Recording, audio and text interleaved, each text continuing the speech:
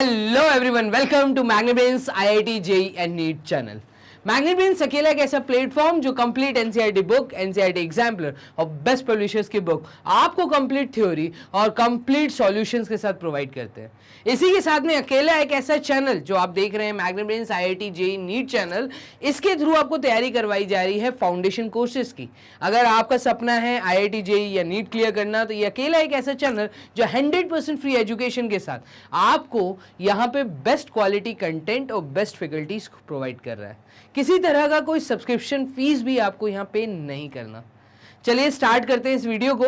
तो इस वीडियो में हम लोग क्या कवर कर रहे हैं, इस वीडियो में आप लोग वॉच कर रहे हैं वन शॉट रिवीजन मतलब एक कंप्लीट चैप्टर का रिवीजन।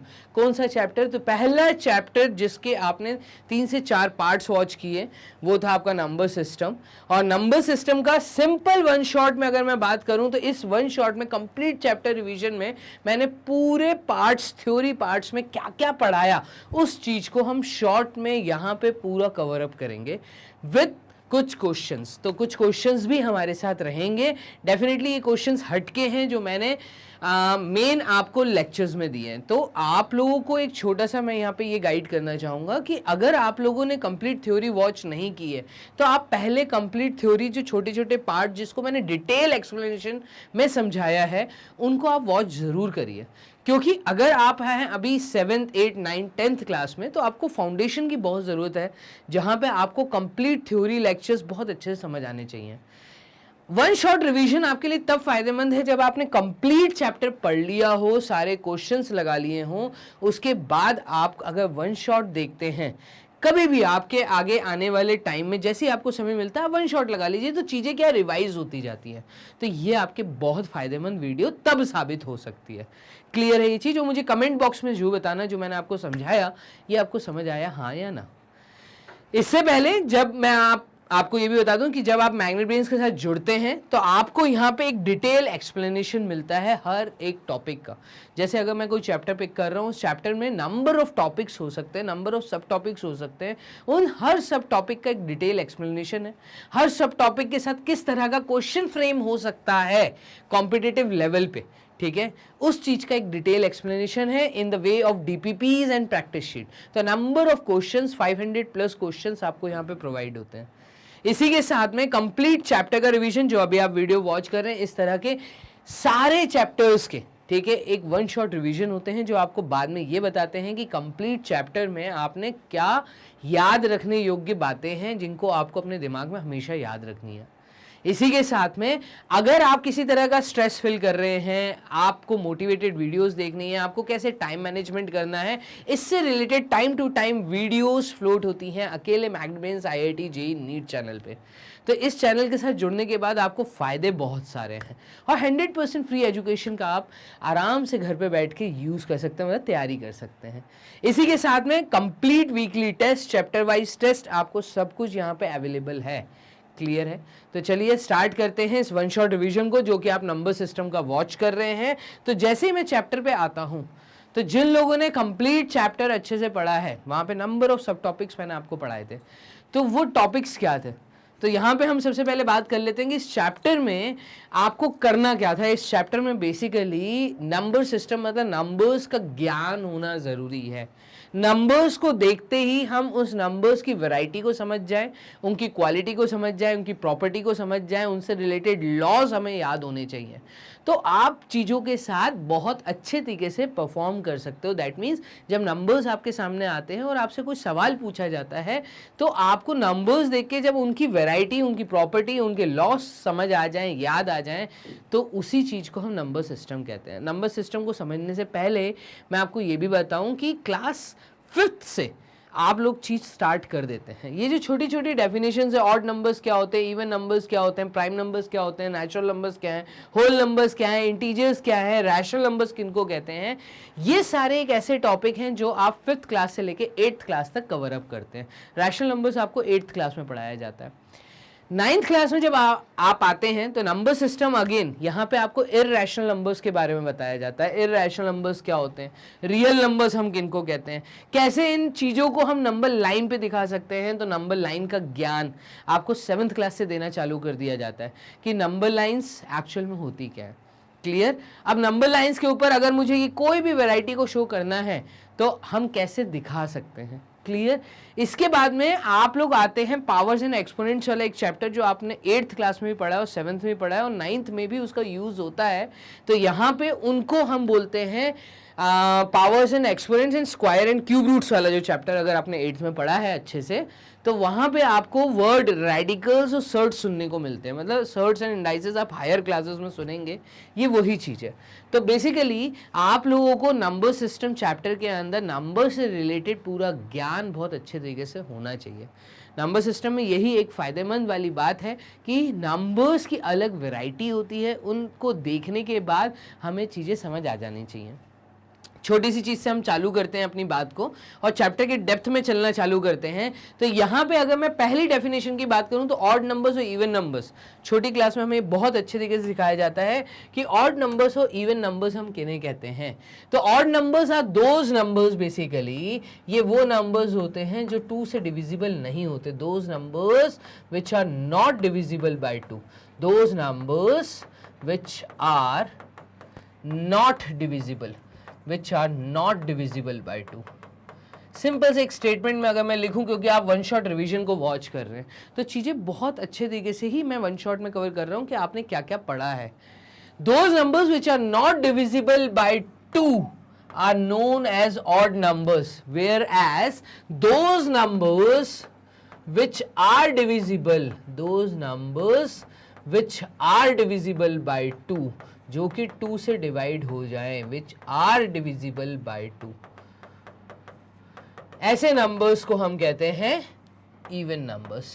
अब फॉर एन एग्जाम्पल, अगर मैं एग्जाम्पल के रूप में यहाँ पे बात करूँ तो यहाँ पे आप एक चीज़ देखिएगा कि अगर मैं यहाँ पर आपको ये बताऊँ कि वो नंबर जो 2 से डिविजिबल नहीं होते, ऐसे नंबर्स आप देखने को आपको मिलते हैं, जैसे 3 हो गया, ठीक है, यहाँ पे आपके सामने 5 हो गया, 7 हो गया, ठीक है, 9 हो गया, 11 हो गया, 13 हो गया, 15 हो गया एंड सो ऑन।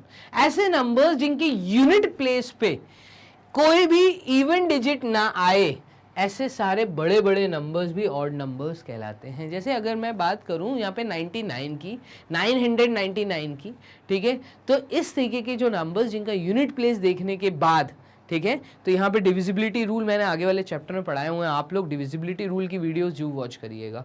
तो यहाँ पे बेसिकली वो नंबर्स जो कि 2 से डिविजिबल नहीं है, उन नंबर्स को हम कहेंगे ऑड नंबर्स। क्लियर है ये चीज़? तो यहाँ पे ये चीज़ आपको बहुत अच्छे तरीके से पता होनी चाहिए। इसी के बाद इवन नंबर्स की अगर हम बात करते हैं तो इवन नंबर्स जो कि 2 से डिविजिबल हैं, जैसे 2 अपने आप में एक इवन नंबर है, 4, 6, 8, 10, 12, 14, 18, 22, इस तरीके से जब हम आगे बढ़ते जाते हैं 20, 48, ठीक है, 48, कोई बहुत बड़ा नंबर दे दिया मुझे पूछा 5, 7, 8, 9, 2, क्या ये नंबर इवन है? तो यस, उसका यूनिट प्लेस क्योंकि 2 है तो वो पूरे का पूरा नंबर इवन नंबर होगा क्योंकि वो 2 से डिविजिबल है। तो हर वो नंबर जो 2 से डिविजिबल है वो इवन नंबर कहलाता है और हर वो नंबर जो 2 से डिविजिबल नहीं है वो ऑड नंबर है। इसी के बाद में हम मूव करते हैं प्राइम नंबर्स की तरफ। तो ये सब छोटी क्लासेस में आपने चीज़ें बहुत अच्छे से पढ़ी हुई हैं। तो प्राइम नंबर्स के केस में वो सारे numbers, those numbers which are only divisible, those numbers which are only divisible, which are only divisible by, which are only divisible by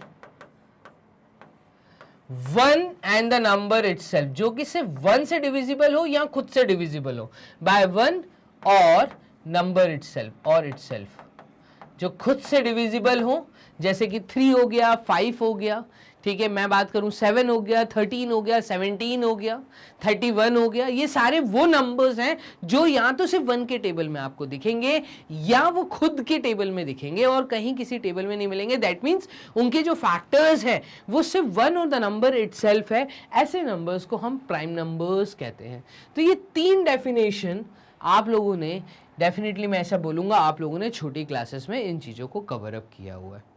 इन चीज़ों के बाद जब हम आगे मूव करते हैं natural numbers, whole numbers, rational numbers, तो इसके ऊपर हम बात करते हैं, ठीक है, क्लियर है। और इसको थोड़ा सा अच्छे से समझ लेते हैं कि जब मैंने कंप्लीट थ्योरी पढ़ाई थी मैंने उसमें यही चीज़ें आपको बहुत अच्छे से समझाई हैं।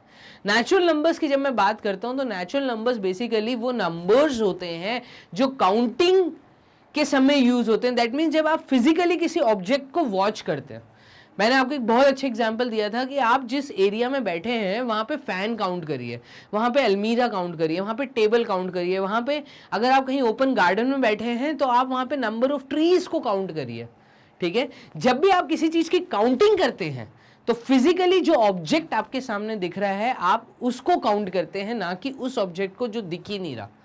जैसे कि अगर मैं एक छोटा सा एग्जांपल दूं कि आपके टेबल पे कितने पेन रखे हैं तो आप वहां पे रखे हुए पेन को काउंट करेंगे। दैट मीन्स जो फिजिकल ऑब्जेक्ट अवेलेबल है, जो मेरी नजरों से मुझे दिख रहा है, जिसको मैं काउंट कर सकता हूं, उन्हीं को हम नेचुरल नंबर्स कहते हैं, क्लियर है। तो natural numbers are basically those numbers जब काउंटिंग हमारी 1 से स्टार्ट हो, तो all counting numbers are known as natural numbers. ये एक सिंपल सी नेचुरल नंबर्स की डेफिनेशन है।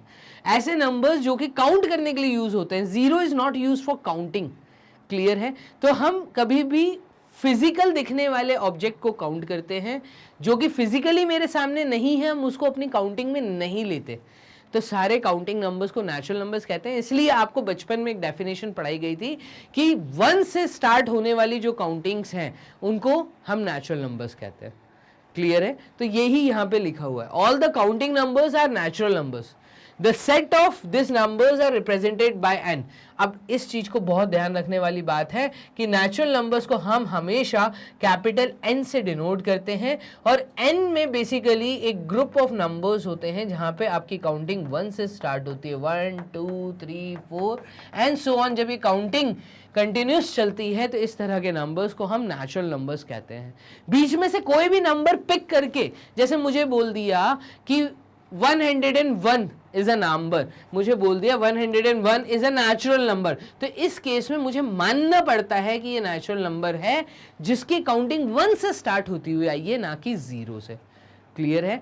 तो ये वो नंबर है 101 नेचुरल नंबर जिस तक आने में हमने 1 से काउंटिंग करते हुए यहाँ पे आए होंगे। अब इस नंबर के बारे में बात हो रही है तो इससे रिलेटेड क्वेश्चंस आते हैं, क्लियर है। तो natural numbers are basically those numbers which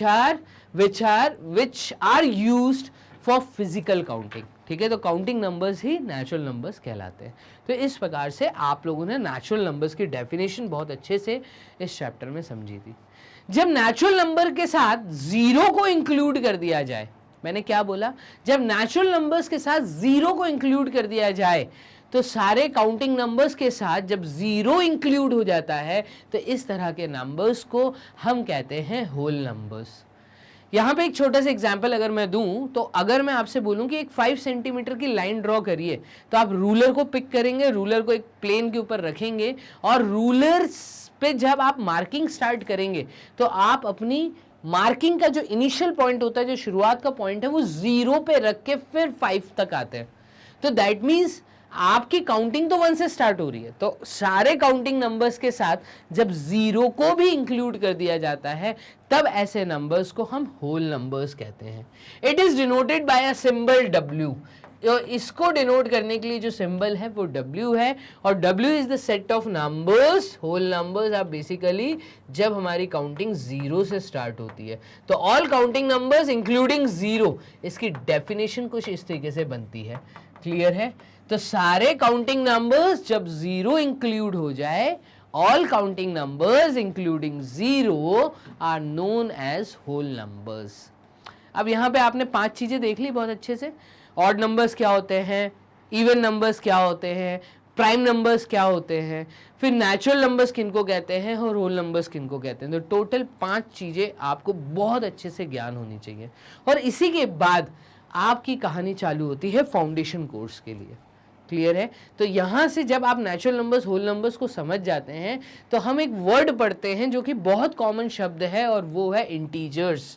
तो बेसिकली इंटीजर्स क्या होते हैं, तो integers are basically the group of, हम ऐसा कहते हैं, एक पूरा ग्रुप होता है, द ग्रुप ऑफ किसका, the group of counting numbers, सारे के सारे काउंटिंग नंबर्स, ठीक है, the group of counting numbers, negative of counting numbers, इन काउंटिंग नंबर्स का नेगेटिव पार्ट, ठीक है, तो negative part of counting numbers, negative part of counting numbers. और इसी के साथ जब हम बात करते हैं तो जीरो, एक आप पूरा ग्रुप बोल रहे हैं, किसका ग्रुप बोल रहे हैं? The group of counting numbers, negative part of counting numbers and zero. और जीरो यहां पे आपने बहुत अच्छे से पढ़ा था, which is neither negative nor positive, which is neither positive nor negative, neither positive nor negative. Clear है? तो इस तरीके से आपको ये डेफिनेशन आपकी कॉपी में, मैंने कहा था, बहुत बढ़िया तरीके से नोट्स बना के रखना। आप लोगों को एक छोटा सा यहाँ पे ट्रिक एंड टिप भी देता हूँ कि जब भी आप वन शॉट रिवीजन वॉच करते हैं, ठीक है, किसी भी टीचर का आप वन शॉट रिवीजन अगर वॉच कर रहे हैं, आपके एग्जाम्स पास में है या आपने पढ़ चुके हैं बहुत अच्छे तरीके से, अब आपको दोबारा से रिवाइज करना है कि मैंने उस समय क्या पढ़ा था, तो आप अपने प्रॉपर नोट्स वाली जो कॉपी है, जब आपने थ्योरी लेक्चर पढ़ा था, उसको लेके बैठो। उसके साथ आप एक ब्लैंक शीट पिक करो, उस ब्लैंक शीट में इन वन शॉट रिवीजन्स के छोटे छोटे पॉइंट्स को नोट करो। तो एक पन्ने पे पूरे बड़ा चैप्टर, जो आपने बहुत सारे पन्ने भरे होंगे, बहुत सारे पेजेस भरे होंगे, उन सारे पेजेस को कोशिश करो आप इतने बारीक, इतने प्यारे नोट्स बनाएं एक ब्लैंक पेज के ऊपर, कि बाद में आपको नोट्स के बाद देखने के बाद, मतलब वो जो आपने सिंगल पेपर बनाया है, आपको दोबारा वन शॉट रिवीजन की वीडियो वॉच ना करनी पड़े। क्लियर है? तो ये अपने खुद के नोट्स बनाना चालू करिए। एक बहुत अच्छा मैंने आपको यहाँ पे ट्रिक एंड टिप दिया है। क्लियर? तो यहाँ पे वन शॉट रिवीजन पढ़ते समय एक वाइट पन्ने का यूज जरूर करना। A4 पेज मार्केट से खरीद लीजिए और उसमें बढ़िया कलरफुल पेन के साथ, छोटी हैंडराइटिंग में, बढ़िया ब्लॉक डायग्राम के साथ आप पूरे चैप्टर के शॉर्ट लेटर्स में, शॉर्ट हैंडराइटिंग में आप चीज़ों को लिखना स्टार्ट करो। बहुत प्यारा आप लोगों का एक तैयारी हो जाएगा फ्यूचर के लिए। क्लियर है? उसको बहुत संभाल के रखना। चलिए, तो होल नंबर्स तक हमने बातों को समझा। अब मूव करते हैं आगे। हम आ जाते हैं 8th क्लास में। 8th क्लास में आप एक डेफिनेशन पढ़ते हैं और वो है रैशनल नंबर्स क्या होते हैं। जब हम नंबर्स की डेफिनेशन को समझ जाते हैं, सर चलिए समझ आ गया काउंटिंग नंबर्स क्या होते हैं, होल नंबर्स क्या होते हैं, इंटीजर्स क्या होते हैं, लेकिन हमने कुछ नंबर ऐसे भी देखे हैं जो फ्रैक्शन में होते हैं, न्यूमरेटर अपॉन डिनोमिनेटर के फॉर्म में होते हैं। ठीक है? ऐसे जो फ्रैक्शनल नंबर्स होते हैं जहां पे आपको न्यूमरेटर भी देखने को मिलता है, ठीक है, और जहां पे आपको डिनोमिनेटर भी देखने को मिलता है, तो ऐसे नंबर्स के लिए हम लोग बचपन में एक वर्ड पढ़ते हैं और वो वर्ड है फ्रैक्शन। लेकिन ये हम बेसिकली फ्रैक्शन वर्ड किसको बोलते हैं? इस फॉर्म में लिखने वाले तरीके को फ्रैक्शन बोलते हैं। क्लियर? लेकिन इसी फ्रैक्शन में जब मैं कहता हूं कि हाईएस्ट कॉमन फैक्टर 1 हो जाए, हाईएस्ट कॉमन फैक्टर न्यूमरेटर और डिनोमिनेटर में 1 हो जाए, HCF जब 1 हो जाए, तो ऐसे फ्रैक्शन को हम बोलने लग जाते हैं रैशनल नंबर। क्लियर है? तो ऐसे फ्रैक्शन को हम कहते हैं रैशनल नंबर। एक फ्रैक्शन ही एक रैशनल नंबर कहलाता है। कब कहलाता है एक फ्रैक्शन एक रैशनल नंबर? कब कहलाता है? जब न्यूमरेटर अपॉन डिनोमिनेटर के फॉर्म में लिखी हुई वैल्यू, P/Q के फॉर्म में लिखी हुई वैल्यू, P और Q में कोई भी कॉमन फैक्टर हमें ना मिले other than 1। Highest common factor should be always 1। HCF is 1। तभी हम इस तरह के फ्रैक्शन को रैशनल नंबर बोलेंगे। क्लियर है ये चीज? तो यही एक छोटी सी डेफिनेशन मेरे पीछे भी लिखी है। Those numbers which are written या which are represented in the form of P/Q where denominator that is Q should not equals to 0। Denominator कभी भी शून्य के बराबर नहीं होना चाहिए। मैंने क्या बोला? डिनोमिनेटर कभी भी 0 के बराबर नहीं होना चाहिए। और इसके लिए मैंने आपको मेन लेक्चर्स में बहुत अच्छा रीजन भी दिया है। इसलिए मैं कहता हूँ मेन लेक्चर्स को जो पढ़ो, चीजें बहुत अच्छे से रिवाइज हो जाती है। वहां पे मैंने केक और चॉकलेट का एग्जाम्पल लेके समझाया है। तो एक छोटा सा एग्जाम्पल यहाँ पे भी ले लेते हैं। ऐसा एज्यूम करिए कि आपके बर्थडे में एक केक आया। इस केक के आपने 4 पार्ट्स किए और इन 4 पार्ट्स करने के बाद एक भी पीस यूज नहीं हुआ, एक भी पीस आपने कंज्यूम नहीं किया। और किसी ने मुझे फ्रैक्शन ये दिया कि हमने एक भी पीस क्योंकि कंज्यूम नहीं किया है तो 4/0 ये फ्रैक्शन से इसको डिनोट करेंगे, तो ऐसा नहीं है। देखो, डिनोमिनेटर हमेशा हमें ये बताता है कि हमने किसी चीज के कितने नंबर ऑफ पार्ट्स किए। यहां पे 4/0 हमें ये बता रहा है कि हमने किसी भी चीज के पार्ट्स किए ही नहीं और उसमें से 4 पार्ट्स को हम कंज्यूम कर गए, तो ये चीज तो पॉसिबल ही नहीं। हमने जब किसी चीज को कट ही नहीं किया, मतलब नंबर ऑफ पार्ट्स बांटे ही नहीं, और हम उसमें से 1 या 2 पार्ट 4 पार्ट खा भी गए, तो ये चीज पॉसिबल नहीं है। ठीक है, इसलिए हम कहते हैं कि ऐसा फ्रैक्शन रैशनल नंबर नहीं कहलाएगा। पहली बात तो ये फ्रैक्शन गलत है, इसके लिए मैथमेटिक्स में कोई भी डेफिनेशन नहीं है, इसलिए हम इसको कहते हैं नॉट डिफाइंड, ND। ये चीज आपको थ्योरी लेक्चर में बहुत अच्छे तरीके से समझाई गई है। क्लियर है मेरी ये सारी बातें? तो एक छोटा सा एग्जाम्पल था जिसको मैं रब कर देता हूं कि फ्रैक्शन में कभी भी डिनोमिनेटर में 0 नहीं आना चाहिए। क्लियर है? चलिए, तो इसको एक बार रीड कर लेते हैं। क्या लिखा है? Any number that can be expressed. ठीक है, देखो, ऐसा कोई भी नंबर जिसको हम एक्सप्रेस कर पाए, जिसको हम रिप्रेजेंट कर पाए इन द फॉर्म ऑफ P/Q। कई स्टूडेंट्स यहाँ पे आज भी कंफ्यूज रहते हैं कि सर ये P/Q क्या है। तो P/Q का मतलब एक फ्रैक्शन है बेसिकली। ठीक है, न्यूमरेटर अपॉन डिनोमिनेटर के फॉर्म में, जहां पे Q और P में कोई भी कॉमन फैक्टर नहीं है other than 1, highest common factor should be 1, is called a rational number. ठीक है, and Q should not equals to 0। ये देखो, ये लिखा है डिनोमिनेटर कभी 0 के बराबर नहीं होना चाहिए। All integers, all recurring decimals and all terminating decimals are rational numbers. अच्छा, अब यहाँ पे बहुत बड़ा कंफ्यूजन आता है कि डेसिमल नंबर्स को क्या रैशनल नंबर बोलेंगे?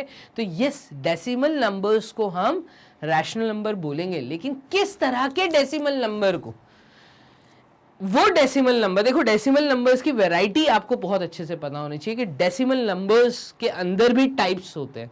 रिकरिंग डेसिमल किसको कहते हैं, टर्मिनेटिंग डेसिमल किसको कहते हैं, जो आपको 9th क्लास में पढ़ाया गया है। इसके लिए आप एक बार हर टॉपिक का जो मैंने वीडियो बनाया है, एक डिटेल एक्सप्लेनेशन आपको दिया है, वहां पे इन शब्दों को आप एक बार जाके जो पढ़िए। टर्मिनेटिंग डेसिमल्स किनको कहते हैं? जो टर्मिनेट हो जाते हैं, मतलब डेसिमल के बाद काउंटेड वैल्यूज जब आती हैं, 2 ही वैल्यूज आई, 3 ही वैल्यूज आई और वो नंबर खत्म, ऐसी चीज को हम टर्मिनेटिंग कहते हैं। ठीक है, रिकरिंग डेसिमल्स का मतलब कई बार ऐसा होता है कि पॉइंट के बाद सिंगल डिजिट बार बार रिकर होता जाता है, बार बार आता जाता है, तो रिकरिंग डेसिमल्स हम उनको कहते हैं। तो any integer can be expressed in the form of P/Q where Q should not equals to 0। यही था आपका रैशनल नंबर। क्लियर है? कमेंट बॉक्स में जरूर जवाब दीजिएगा। यहां तक आपको वन शॉट रिवीजन में समझ आया कि हमने पूरे इतने बड़े चैप्टर में हमने क्या क्या समझा है? Done.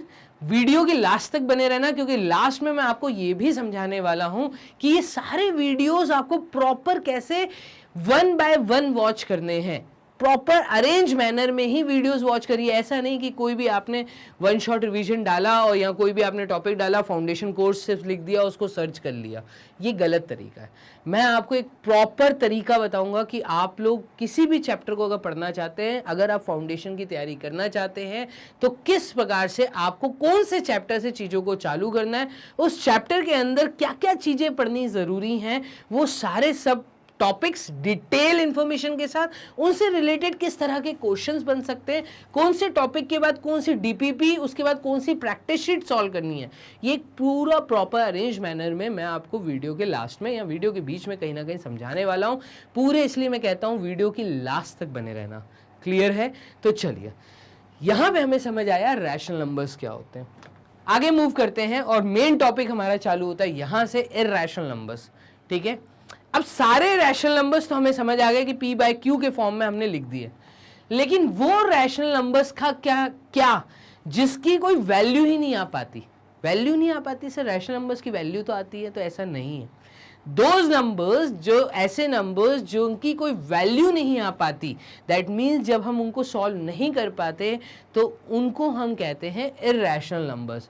A number that can not be express in the form of p by Q. जैसे √2 को अगर मैं लिखूं तो √2 को, ठीक है, आप कभी भी फ्रैक्शनल फॉर्म में नहीं लिख सकते। ठीक है, क्यों नहीं लिख सकते? अगेन मैं बता रहा हूं आपको, थ्योरी लेक्चर समझना, बहुत डिटेल में समझाया है।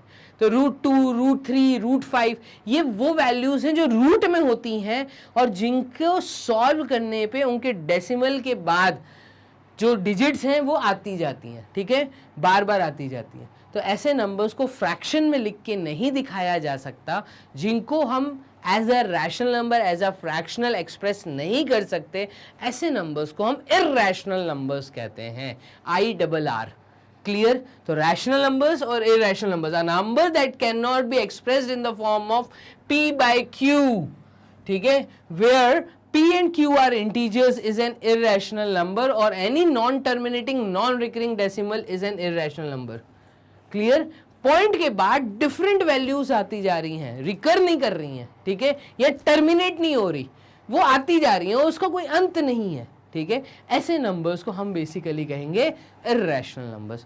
तो एक एग्जांपल आपको दिया, √2, √3, cube root of 5, fourth root of 25 can not be expressed in the form of p by q where p and q are integers. तो इनके लिए कुछ एक पर्टिकुलर इंटीजर्स नहीं आता। अब देखो क्लियरली बोला है p and q are integers, ऐसा कोई फ्रैक्शन नहीं मिलता जहां पे p और q को एज अ इंटीजर बोल पाऊं। √2 is not an integer. Integer क्या होते हैं? Natural numbers and whole numbers का कॉम्बिनेशन, देन उन्हीं को इंटीजर्स बोलते हैं। अभी हमने पीछे समझा कि इंटीजर्स क्या होते हैं। तो जब फ्रैक्शन में न्यूमरेटर अपॉन डिनोमिनेटर में इंटीजर नहीं आ पाते, तब हम उस केस में कहते हैं कि ये जो नंबर्स हैं, ये जो रैशनल नंबर्स हैं, ये इर्रेशनल नंबर्स हैं। क्लियर है मेरी बात? तो this numbers are irrational numbers. यहां तक हम लोगों ने अभी तक क्या क्या समझा? तो हमने समझा ऑड नंबर्स क्या होते हैं, प्राइम नंबर्स क्या होते हैं। ऑड नंबर्स के बाद हमने इवन नंबर समझा था, तो ऑड क्या होते हैं, इवन क्या होते हैं, प्राइम क्या होते हैं। उसके बाद हम आ गए थे नेचुरल नंबर्स, होल नंबर्स, और उसके बाद हमने समझा रैशनल नंबर्स और इर्रेशनल नंबर्स किनको कहते हैं। अब क्या होगा कि जब आप नंबर्स को देखोगे, जैसे ही आपके सामने नंबर आएंगे, जैसे मैंने लिख दिया -7, मैंने आपको लिख के बताया, बताओ -7 क्या है, -2/3 क्या है, 7/8 क्या है, मैंने बोला 12/14 क्या है, मैंने आपसे पूछा 9 क्या है। तो अब नंबर्स को देखने के बाद मैं इनकी क्वालिटी, इनकी प्रॉपर्टी, इनकी मैं कहूं अंदर छुपी हुई बातों को समझ सकता हूं कि नंबर को क्या बोलेंगे। जैसे 12/14, ये रैशनल नंबर नहीं है, ये क्या है, ये एक फ्रैक्शन है। अब इस फ्रैक्शन में अगर मैं कॉमन फैक्टर को कट कर दूं, जैसे ये भी कट रहा है, ये भी कट रहा है, 2 से कट रहा है, 2 6 टाइम्स 12, 2 7 टाइम्स 14। अब ये जो 6/7 आया है, ये एक रैशनल नंबर है। 6 एक इंटीजर है, 7 एक इंटीजर है, ठीक है, पॉजिटिव इंटीजर है, और 6 और 7 में जो कॉमन फैक्टर है, हाईएस्ट कॉमन फैक्टर, वो 1 है। सिर्फ 9 लिखा है, तो 9 क्या क्या हो सकता है? 9 एक ऑड नंबर है क्योंकि ये 2 से डिविजिबल नहीं है, डन, तो ये एक ऑड नंबर है। -7 क्या है? तो -7 एक इंटीजर है क्योंकि ये किसी काउंटिंग नंबर का नेगेटिव पार्ट दिया है, डन, तो ये एक नेगेटिव पार्ट है। -2/3 क्या है? तो इसको हम एक नेगेटिव रैशनल नंबर बोल सकते हैं। 7/8 क्या है? ये एक नेगेटिव रैशनल नंबर है। अगर आपको इसी की जगह लिखा होता कि √2/3 क्या है, तो ये एक इर्रेशनल नंबर है, डन। तो इस प्रकार से हम चीजों की क्वालिटी को, हम उनमें छुपी हुई बातों को, हम उनको क्या बोल सकते हैं, ये सब चीजों को समझना बहुत जरूरी है इस पूरे चैप्टर के अंदर। क्लियर है? इसके बाद हम मूव करते हैं नंबर लाइन के ऊपर। तो अब जितने भी नंबर्स हमने पढ़े, उनको नंबर लाइन पे कैसे दिखाते हैं, लेकिन उससे पहले ये वाला टॉपिक, रियल नंबर्स क्या होते हैं। कई स्टूडेंट्स को यहाँ पे कंफ्यूजन है। देखिएगा, number that is either rational or irrational is a real number. तो सारे रियल नंबर्स को हम नंबर लाइन पे दिखा सकते हैं। अब रियल नंबर्स होते क्या हैं, किनको बोलते हैं, तो मैं यहाँ पे जैसा ये स्टेटमेंट लिखा है सिंपल सा, एक पूरा आप सिंपल सा स्टेटमेंट देख रहे हैं, बस यही लाइन है क्या कि सारे रैशनल या इरैशनल नंबर्स को हम रियल नंबर्स कहते हैं। अब रैशनल नंबर्स कौन होते हैं, तो बेसिकली इंटीजर्स को भी रैशनल नंबर्स बोलते हैं, किसी भी फ्रैक्शन को भी रैशनल नंबर कर सकते हैं जब उनका हाईएस्ट कॉमन फैक्टर 1 कर दें। तो मैं यहाँ पे कहूँगा जैसे 2/3 इज अ रैशनल नंबर, ठीक है, मैं यहाँ पे कहूँगा -7/8 इज अ रैशनल नंबर। तो ये रियल नंबर्स भी हैं, यस एकदम रियल नंबर्स हैं। मैं कहूँगा यहाँ पे √3, ठीक है, is a irrational number, it is a real number. मैं यहाँ पे कह देता हूँ π/2, तो ये एक इरैशनल नंबर है and it is an real number also. तो इस तरह के जो नंबर्स होते हैं जो कि चाहे रैशनल हो या इरैशनल हो, सारे के सारे नंबर्स हम लोग कहते हैं कि वो रियल नंबर्स हैं। तो √5, क्यूब रूट ऑफ 5, पीछे हमने एग्जाम्पल लिया था क्यूब रूट ऑफ 5। तो इस तरह के जो नंबर्स होते हैं इन सब को हम कहते हैं ये रियल नंबर्स हैं, ठीक है। तो real numbers are basically the all rational numbers या इरैशनल नंबर्स और irrational numbers are a real numbers. तो इस चीज को आपको समझना जरूरी है, क्लियर है। चलिए अब रियल नंबर्स को हम नंबर लाइन पे दिखा सकते हैं। अभी मैंने स्टेटमेंट यूज किया, तो आपको यही चीज इस चैप्टर में बहुत अच्छे से आनी चाहिए कि सारे रियल नंबर्स को हम कहाँ पे दिखा सकते हैं, तो हम सारे रियल नंबर्स को नंबर लाइन पे दिखा सकते हैं। अब रियल नंबर्स में सबसे पहले पार्ट आता है नेचुरल नंबर्स, होल नंबर्स, ठीक है। तो नेचुरल नंबर्स और होल नंबर्स के लिए आप जब नंबर लाइन यूज करते हैं, तो उससे पहले मैं ये बताऊं कि नंबर लाइन क्या होता है। तो नंबर लाइन एक सिंपल सी स्ट्रेट लाइन है। It is a line on which is used to represent the integers. अब जब हम बोलते हैं इंटीजर्स, तो इंटीजर्स क्या होते हैं, तो integers are the group of natural numbers, ठीक है, जिनको हम काउंटिंग नंबर्स कहते हैं। It is a group of counting numbers. तो सारे काउंटिंग नंबर्स नंबर लाइन पे आ सकते हैं, दैट मीन्स सारे नेचुरल नंबर्स आ सकते हैं, ठीक है, नंबर लाइन के ऊपर। देन होल नंबर्स सब आ सकते हैं क्योंकि 0 इंक्लूडेड होता है इंटीजर्स में, सारे इंटीजर्स आ सकते हैं।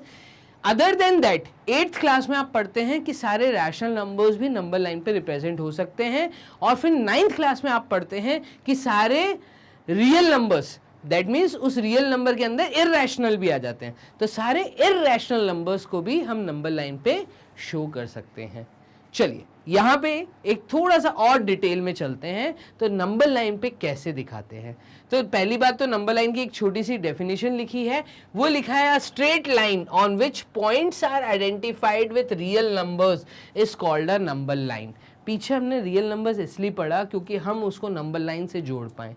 तो ये एक तरह की स्ट्रेट लाइन है। कौन? नंबर लाइन एक तरह की स्ट्रेट लाइन है जिसके ऊपर कुछ पॉइंट्स को मार्क कर दिया जाता है और उन पॉइंट्स को ये बोल के बताया जाता है कि ये जो लाइन के ऊपर पॉइंट्स मार्क किए हैं ये सब रियल नंबर्स हैं जिनको मैं नंबर लाइन पे दिखा रहा हूं।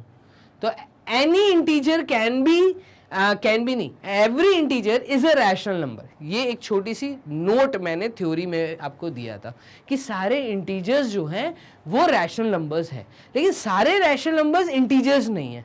क्लियर है ये चीज? तो यहां पे आप समझना, a straight line on which points are identified with real numbers is called a number line.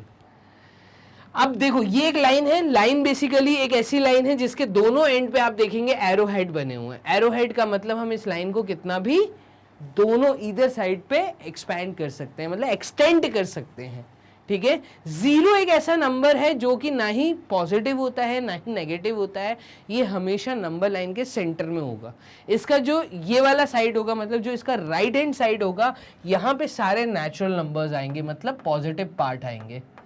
और अगर मैं इन पॉजिटिव पार्ट की नेगेटिव पार्ट के बारे में बात करूं, मतलब जो भी पूरा आपने नेचुरल नंबर्स लिए हैं 0 के राइट हैंड साइड पे, जो कंप्लीट आपने पॉजिटिव नंबर्स लिए हैं जो कि नेचुरल नंबर्स हैं, उन नेचुरल नंबर्स का जो नेगेटिव पार्ट है वो कंप्लीट लेफ्ट साइड पे हम दिखाते हैं, इसलिए इस साइड को हम नेगेटिव साइड कहते हैं।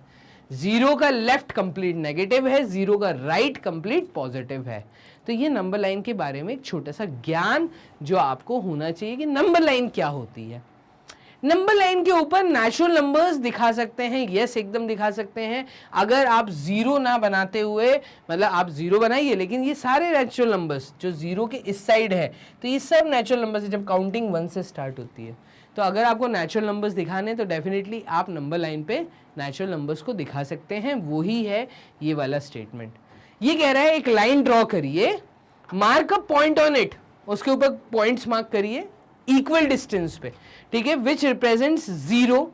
Now on the right hand side of zero mark the points at equal intervals of length, this points represent the natural numbers 1 2 3 respectively. क्या बोला इसने यहाँ पर, ये कह रहा है कि देखिए अगर मैं स्पेस बना के यहाँ पे आपको समझाऊं तो यहाँ पे ये कहना चाह रहा है आपसे कि आप एक काम करिए, अगर आपको कोई भी नेचुरल नंबर नंबर लाइन पे दिखाना है तो आप एक रूलर के हेल्प से एक सिंपल सा आप लाइन ड्रॉ करिए, एक स्ट्रेट लाइन ड्रॉ करिए। ये कर दी, इसके दोनों एरो हेड मैंने बना दिए। आप अपने इनिशियल पॉइंट को स्टार्ट करो जीरो से और जीरो के बाद आप इक्वल दूरी पे, ठीक है, इक्वल डिस्टेंस पे आप कुछ पॉइंट्स मार्क कर दो एंड सो ऑन, ये पॉइंट ऐसे ही चलते जाएंगे। तो आपकी काउंटिंग देखो 1 से स्टार्ट होगी, 1 2 3 4 5। तो जो राइट हैंड साइड है जीरो का, जो कंप्लीट राइट हैंड साइड है, ये पूरा पॉजिटिव पार्ट है और आप जितना एक्सट्रीम राइट में जाएंगे वैल्यू उतनी बढ़ती जाएगी। मैंने क्या बोला, इस स्टेटमेंट को याद रखना, जीरो के राइट में जितना एक्सट्रीम राइट जाओगे वैल्यूज बढ़ती हुई जाएंगी। क्लियर है? और यही है आपके नेचुरल नंबर्स को रिप्रेजेंट करने का तरीका। अब यहां पे उन्होंने बोला कि रिप्रेजेंट अ नेचुरल नंबर 3, तो डेफिनेटली मैं जीरो के बाद, मतलब सॉरी 1 के बाद यहां से चलना चालू करूंगा तो 2 एंड 1 के बाद 2, 2 के बाद ये 3, ये एक नेचुरल नंबर है आपका 3। तो आप किसी भी नेचुरल नंबर को यहाँ पे दिखा सकते हो नंबर लाइन पे, ये ऐसा बोलना चाहता है। क्लियर है? डन है? होल नंबर्स को क्या दिखा सकते हैं, तो डेफिनेटली होल नंबर्स क्या है, जब आपकी काउंटिंग जीरो से स्टार्ट होती है। पीछे ध्यान देना, मैंने मार्किंग कहाँ से चालू की थी, जीरो से। तो अगर उन्होंने बोला कि शो द होल नंबर 3, तो होल नंबर 3 मतलब आपकी काउंटिंग जीरो से स्टार्ट होगी। इस केस में हम होल नंबर्स के केस में जीरो से अपनी स्टार्टिंग दिखाएंगे। यही है आपके whole numbers. This is similar as above but with the inclusion of zero in the number line. जब नंबर लाइन में मैं जीरो को भी इंक्लूड करके दिखा दूं तो यहां पे ये होल नंबर्स मैंने दिखा दिए। देखो आपकी काउंटिंग जब जीरो से चालू हो रही है तो ये होल नंबर्स हैं। क्लियर? डन। और पीछे मैंने क्या बताया था, पीछे मैंने बताया था, अगर आप यहाँ पे देखते ध्यान से, तो मैंने यहाँ पे बताया था कि जब हम अपनी काउंटिंग 1 से स्टार्ट करते हैं, नेचुरल नंबर दिखाए हैं मैंने ये। डन। और यहाँ पे मैं दिखा रहा हूँ होल नंबर्स को जब मैं काउंटिंग 0 से स्टार्ट कर रहा हूँ। तो दिस इज 1, 2 मिनट होल्ड करिएगा, चलिए, दिस इज 1 2 3 4। तो अगर मुझे 4 दिखाना है, होल नंबर 4, अगर वो बोलता show the whole number 4 on number line, show the whole number। देखिए इस तरह के क्वेश्चंस कॉम्पिटिटिव में नहीं आते, बट हाँ आपको चीज़ों का ज्ञान अगर होगा तो इनसे रिलेटेड बातें आती हैं। ठीक है, तो show the whole number 4 on number line. अब कई स्टूडेंट यहाँ पे कंफ्यूज हो जाते हैं, वो कहते हैं sir 4 is a natural number, it is not a whole number. तो भाई 4 उन्होंने बोला होल नंबर, दैट मीन्स जब वो 4 लिख के आपको दे रहे थे तब उन्होंने इसको 0 से काउंट किया होगा। मतलब काउंटिंग नंबर्स के साथ जब 0 को इंक्लूड करते हैं होल नंबर, तो उन्होंने अगर 4 को होल बोला है और नंबर लाइन पे दिखाने के लिए बोला है तो आप 0 से काउंटिंग करके 4 दिखा दो। सिंपल, इतना आसान है और कुछ नहीं है। क्लियर है ये बात? चलिए, रिप्रेजेंटेशन ऑफ इंटीजर्स। अब इंटीजर्स क्या होते हैं, तो अभी मैंने बताया इंटीजर एक पूरा ग्रुप है।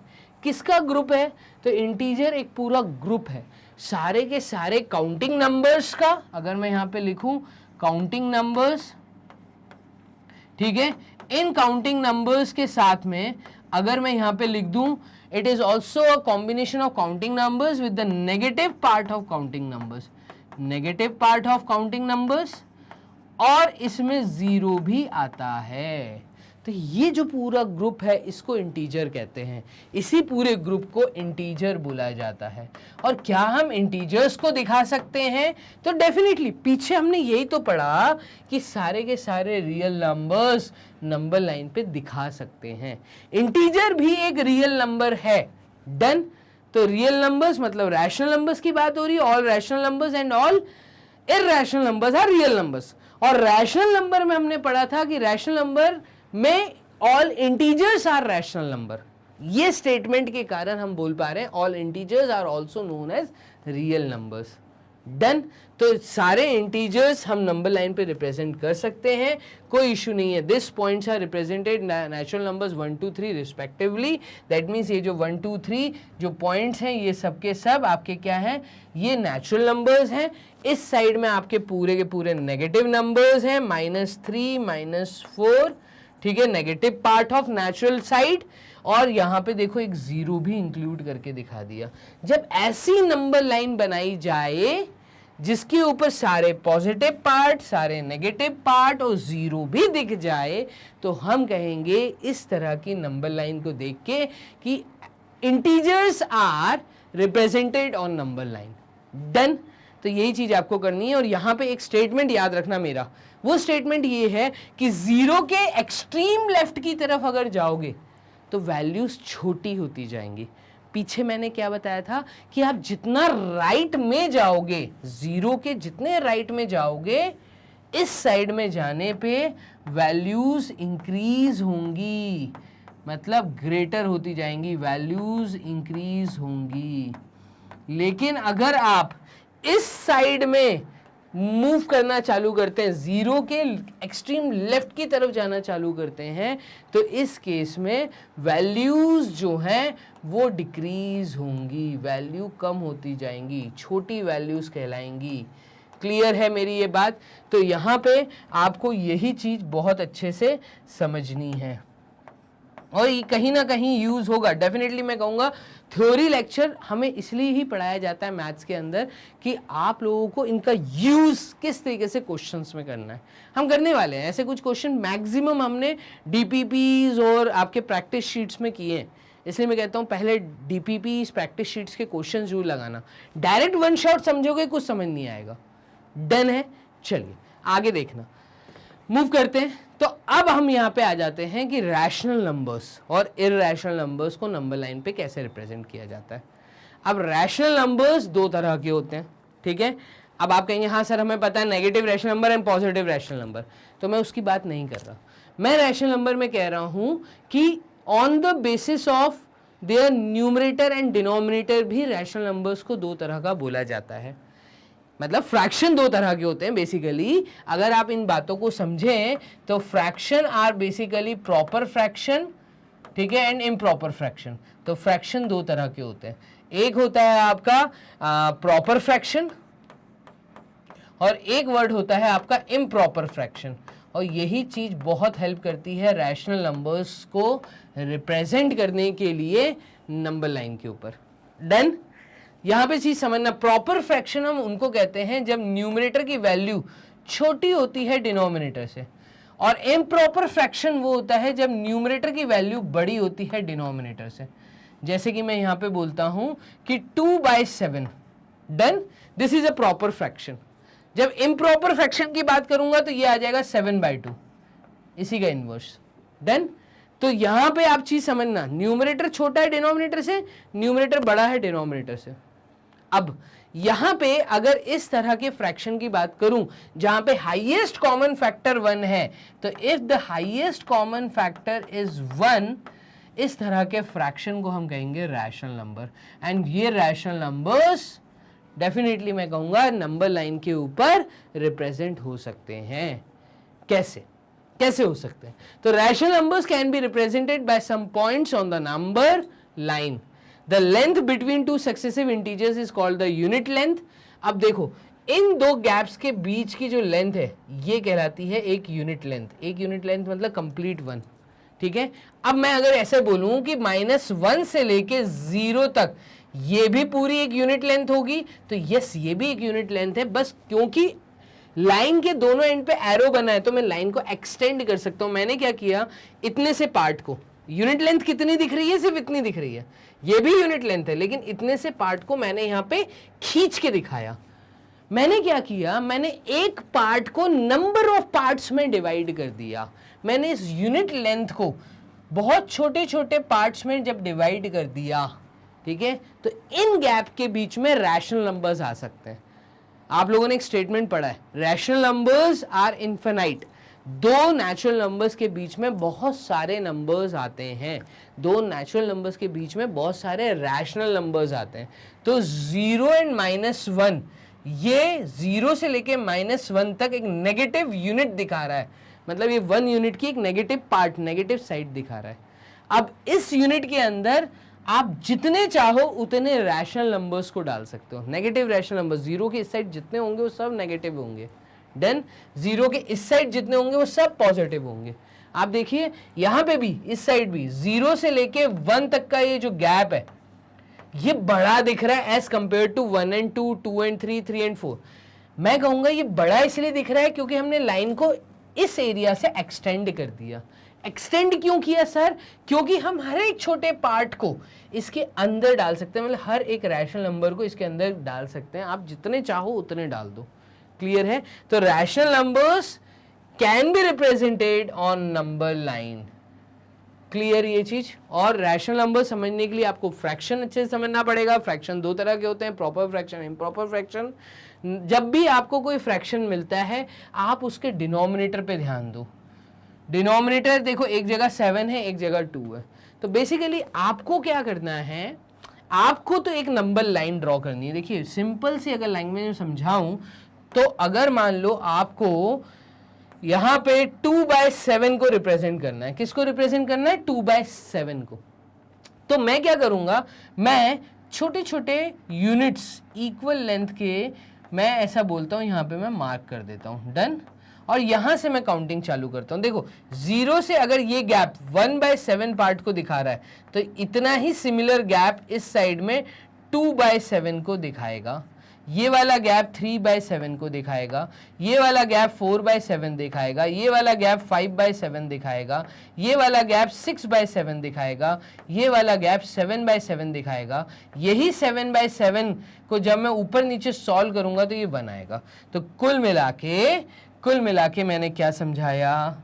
मैंने ये समझाया कि 0 से 1 तक का ये जो यूनिट है, 2 मिनट होल्ड करिएगा।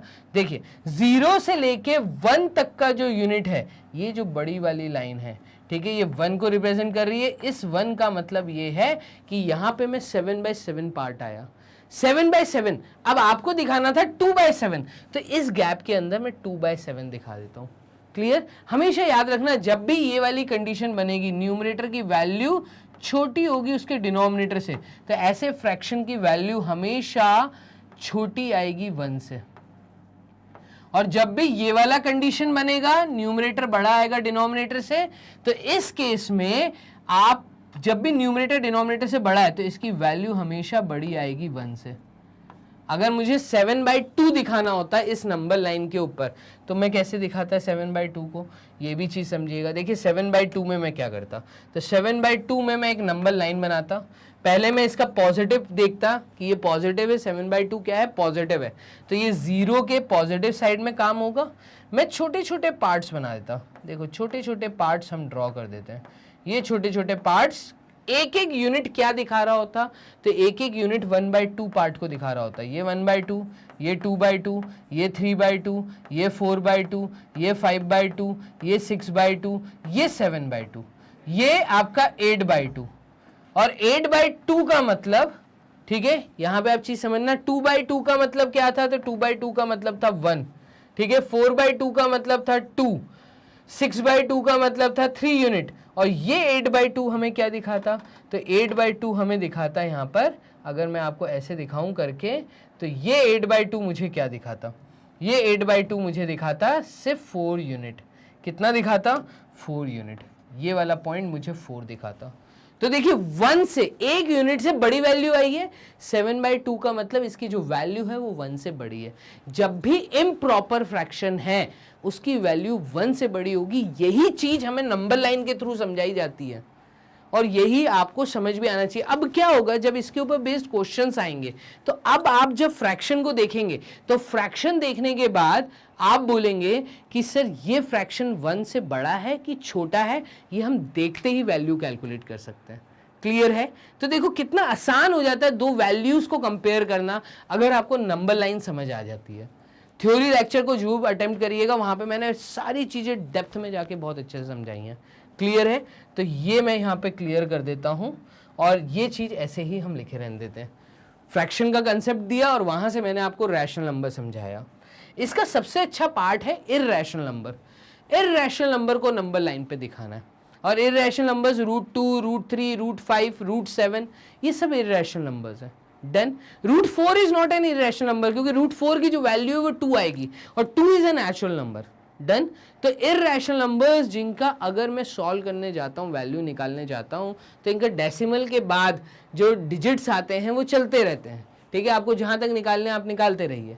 तो यहाँ पे इस तरह के वैल्यूज को, इस तरह के नंबर्स को हम इररेशनल नंबर्स कहते हैं। डन। अब इररेशनल नंबर्स को नंबर लाइन पे दिखाने का एक बहुत अच्छा और बहुत सिंपल तरीका ये है कि आप नंबर लाइन ड्रॉ करो और इस नंबर लाइन पे पॉजिटिव साइड है कि नेगेटिव साइड है पहले तो ये हमें देखना है। इररेशनल नंबर अगर हमें √2 दिया है, यहाँ पे मैं एग्जांपल ले लेता हूँ √2 का। मान लो मुझे एक इररेशनल नंबर दिया है √2 और वो बोल रहे हैं इसको नंबर लाइन पे दिखाओ, तो मैं क्या करूंगा, देखो ये √2 कैसे बना होगा। ये √2 बना होगा जब रूट के अंदर 1 का स्क्वायर प्लस 1 का स्क्वायर किया होगा। डन। अब मेरी बात समझना, 1 स्क्वायर प्लस नहीं, 1 स्क्वायर मल्टीप्लाइड विथ 1 स्क्वायर, तो ये तो वो 2 बना। तो 1 स्क्वायर यहाँ पे हम ऐसा करते हैं, पहले इसको क्लियर कर देते हैं और आपको ऐसे समझाते हैं कि एक नंबर लाइन लो, वहां पे आप 0 से लेके 1 यूनिट मतलब 1 सेंटीमीटर तक का गैप लो। ले लिया, 0 से 1 सेंटीमीटर का एक गैप ले लिया। सेम गैप आप वर्टिकली लो, यहां से एक परपेंडिकुलर ड्रॉ करो 0 से। ठीक है, सेम जितना ये है उतना यहीं पे ड्रॉ करिए। तो ये 1 सेंटीमीटर यहां पे भी और यहां पे भी। अब आप क्या करेंगे, तो यहां पे आपने अगर कोई लाइन ली है, ठीक है, यहां पे आपने 1 सेंटीमीटर मार्क कर दिया। अगर इस चीज को समझना, ये भी 1 सेंटीमीटर है, ये भी 1 सेंटीमीटर है। यहां पे अगर मैं एक स्क्वायर बॉक्स बना दूं तो क्या मैं ऐसा बोल सकता हूं कि ये जो पूरा एरिया इसके अंदर कवर है ये 1 सेंटीमीटर स्क्वायर का एरिया है। डन। मुझे √2 इस नंबर लाइन पे रिप्रेजेंट करना है, ये नंबर लाइन है। √2 कहाँ आएगा इसको समझना। √2 की जो वैल्यू आएगी, हम क्या करेंगे, हम ऐसा जानते हैं कि ये भी 1 है, ये भी 1 है। अगर मुझे स्क्वायर बॉक्स का एरिया कैलकुलेट करना है तो इसका एरिया कितना आएगा, क्या मैं ऐसा बोल सकता हूँ, इसका जो एरिया आएगा वो एरिया आपका आएगा a स्क्वायर, ठीक है, मतलब साइड इंटू साइड, तो 1 इंटू 1, तो दैट इज 1। डन। तो यहाँ पे देखो इन्होंने क्या किया है, यहाँ पे इन्होंने बोला है अगर मुझे ये कैलकुलेट करना है कि O से लेके X तक का डायगोनल क्या होगा, ये डायगोनल अगर मुझे कैलकुलेट करना है, मतलब मुझे हाइपोटेन्यूज, पाइथागोरस थ्योरम का यूज करते हैं यहाँ पर। तो यहाँ पे अगर मान लीजिए एक ट्रायंगल बन रहा है, इस ट्रायंगल में ये हाइपोटेन्यूज मुझे कैलकुलेट करना है, तो यहाँ से लेके यहाँ तक का गैप है 1 और 1 से लेके यहाँ तक का जो दूरी है वो है 1। हाइपोटेन्यूज कैलकुलेट करने के लिए हाइपोटेन्यूज का square is equals to base square plus perpendicular square होता है। डन। और हाइपोटेन्यूज को हम बोल सकते हैं ये root of b square plus p square है, ऐसा बोल सकते हैं। अब यहां पे बेस का स्क्वायर इज 1 और प्लस परपेंडिकुलर का स्क्वायर इज 1, तो इसको हम कह सकते हैं हाइपोटेन्यूज की जो वैल्यू आएगी वो आएगी root of 1 square plus 1 square which is equals to root of 2। तो दैट मीन्स ये जो हाइपोटेन्यूज है ये √2, मतलब इस हाइपोटेन्यूज की लेंथ आई है √2। इस √2 तो हम क्या करेंगे, 0 पे कंपास पिक करिए, 0 पे रखिए, इस कंपास से ये वाली लेंथ को नापिए और यहाँ से एक आर्क यहाँ पे कट कर दीजिए। तो जैसे ही यहाँ पे आएगा तो ये जो पॉइंट है ये इस नंबर लाइन के ऊपर √2 को रिप्रेजेंट करेगा। हमने इस लेंथ को यूजिंग कंपास, इस लेंथ को हमने नीचे नंबर लाइन के ऊपर जब बना के दिखाया तो पाइथागोरस थ्योरम का यूज करके हमने √2 को मेंशन कर दिया। यही चीज हमने थ्योरी लेक्चर में बहुत अच्छे से समझी है। डन। तो एक नंबर लाइन के ऊपर इर्रेशनल नंबर्स दिखाए जा सकते हैं। उसके लिए तरीका ये है कि आप 1 यूनिट का गैप लेके काम करिए, और आप पहले तो उसका एरिया कैलकुलेट मत करते हुए आप क्या करेंगे, आप डायगोनल को कैलकुलेट करिए। ये लेंथ जो है, ये लेंथ √2 है। इस √2 लेंथ को आपको कंपास का यूज करके जब नीचे आप ड्रॉ करेंगे, जब एक आर्क इस लाइन के ऊपर काटेंगे, वो जो डिस्टेंस है 0 से लेके यहां तक का, वो √2 डिस्टेंस होगा। डन है। तो ये चीज आपको यहां पे करनी आनी चाहिए, जो कि मैंने थ्योरी लेक्चर में बहुत अच्छे तरीके से समझाई है। आप Pythagoras property of a right angle triangle according to which in a right angle triangle the square of the hypotenuse is equal to the sum of the squares of other 2 sides. Done. तो ये चीज यहां पे ऐसा लिख के इन्होंने बताया। हम मूव करते हैं आगे। क्वेश्चन कह रहे हैं, चलिए नंबर लाइन समझने के बाद हम लोगों ने इस पूरे चैप्टर के अंदर वर्ड इंडाइसेस को बहुत अच्छे से समझा था। तो इंडाइसेस क्या है, सर्ट्स क्या है, रेडिकल्स क्या है। पूरे वन शॉट रिवीजन को लास्ट तक वॉच करो। रीजन ये है कि आपको यहां पर ये वन शॉट रिवीजन में ये समझ आएगा कि पूरे चैप्टर में आपने क्या क्या वो छोटे टॉपिक्स को पढ़ा था, ठीक है, जो आपको याद रखने चाहिए, आपको किन के क्वेश्चन सॉल्व करने आने चाहिए। तो बेसिकली मैं यहाँ पे जो छोटे छोटे टॉपिक आपको समझाता हुआ जा रहा हूँ कंप्लीट वन शॉट के अंदर, इनसे रिलेटेड डीपीपीज आपको ऑलरेडी दी हुई हैं, इनसे रिलेटेड प्रैक्टिस शीट्स ऑलरेडी आपको दी हुई थी। तो आपसे पूरी उम्मीद करता हूँ कि वो क्वेश्चंस आपने सॉल्व किए होंगे, ठीक है। अब क्वेश्चंस किस तरह के फ्रेम होते हैं रियल नंबर्स के अंदर, उसके लिए आपको वर्ड रेडिकल समझना बहुत ज़रूरी है। तो यहाँ पे हम वर्ड रेडिकल और वर्ड इंडाइसेस और वर्ड सर्ट्स को बहुत अच्छे समझेंगे इस टॉपिक से। चलिए बने रहिए वीडियो में। पूरी उम्मीद करता हूँ आपको मेरी बातें यहाँ तक बहुत अच्छे समझ आ गई होंगी। जहाँ पे अभी तक शुरुआत से लेके मैंने अभी तक आपको ये पढ़ाया कि सबसे पहले मैंने आपको बताया था ऑड नंबर्स क्या होते हैं, इवन नंबर्स क्या होते हैं, प्राइम नंबर्स क्या होते हैं, नेचुरल नंबर्स क्या होते हैं, होल नंबर्स क्या होते हैं। देन उसके बाद मैंने आपको ये बताया था कि रैशनल नंबर्स और इरैशनल नंबर्स क्या होते हैं। डन। फिर मैंने आपको नंबर लाइन का ज्ञान दिया। नंबर लाइन के ज्ञान में मैंने आपको ये बताया कि सारे के सारे रैशनल नंबर्स, सारे के सारे इंटीजर्स, सारे के सारे रैशनल नंबर्स और whole numbers, natural numbers, whole numbers. फिर उसके बाद रैशनल नंबर्स, इरैशनल नंबर्स को कैसे रिप्रेजेंट करना आपको आना चाहिए, ठीक है। ये ज्ञान हम लोग अभी तक कलेक्ट कर चुके हैं। डन है ये सारी बातें। चलिए अब हम आगे देख रहे हैं वो है लॉज ऑफ इंडाइसेस। तो पहले तो हम ये समझते हैं कि इंडाइसेस वर्ड का मतलब क्या है। चलो देखिएगा इधर, जब भी किसी बेस के ऊपर एक पावर लिखी हो, मैं क्या बोलना चाह रहा हूं, जब भी इस फॉर्म में कोई चीज दी है कि एक बेस है और इस बेस की कुछ पावर है, ठीक है, इस पावर को हम कहते हैं एक्सपोनेंट। तो जब भी कोई चीज एक्सपोनेंशियल फॉर्म में लिखी हो, एक्सपोनेंट कहते हैं इसी पावर को। तो जब भी इस फॉर्म में कोई चीज लिखी है जिसको हम कहते हैं एक्सपोनेंशियल फॉर्म, एक्सपोनेंशियल फॉर्म, या इसको हम कहते हैं नोटेशन फॉर्म। क्या कहते हैं? Notation form. डन। इस पूरे लिखने के तरीके को हम ये दो नाम से पुकारते हैं, एक्सपोनेंशियल फॉर्म या नोटेशन फॉर्म। तो जब भी कोई चीज इस फॉर्म में लिखी है तो उसी के लिए हम वर्ड यूज करते हैं इंडाइसेस। और इंडाइसेस में आप लोगों ने 8th क्लास 9th क्लास में कुछ फॉर्मूले पढ़े, मैं कहूँगा 11 फॉर्मूले पढ़े, ठीक है। लेकिन वो 11 फॉर्मूले क्या हैं, तो उस चीज को हम यहाँ पे डिस्कस करेंगे जो आपको पता होना चाहिए। इस चैप्टर में हमने ये पढ़ा है। डन। तो वो 11 फॉर्मूले अभी मैं यहाँ पे आपको बताने वाला हूँ। कुछ फॉर्मूले तो अभी यहाँ से चालू होंगे, ठीक है। तो उससे पहले कुछ बेसिक फॉर्मूले आपने जो 8th क्लास में पढ़े। दुनिया का कोई भी नंबर अगर उसकी पावर में 0 है, ठीक है, दुनिया का कोई भी नंबर अगर उसकी पावर में 0 है तो आंसर हमेशा पॉजिटिव 1 आएगा। ये चीज बहुत अच्छे से समझ लो। दुनिया का कोई भी नंबर अगर उसकी पावर में 1 है तो इसका आंसर हमेशा द नंबर इटसेल्फ आएगा।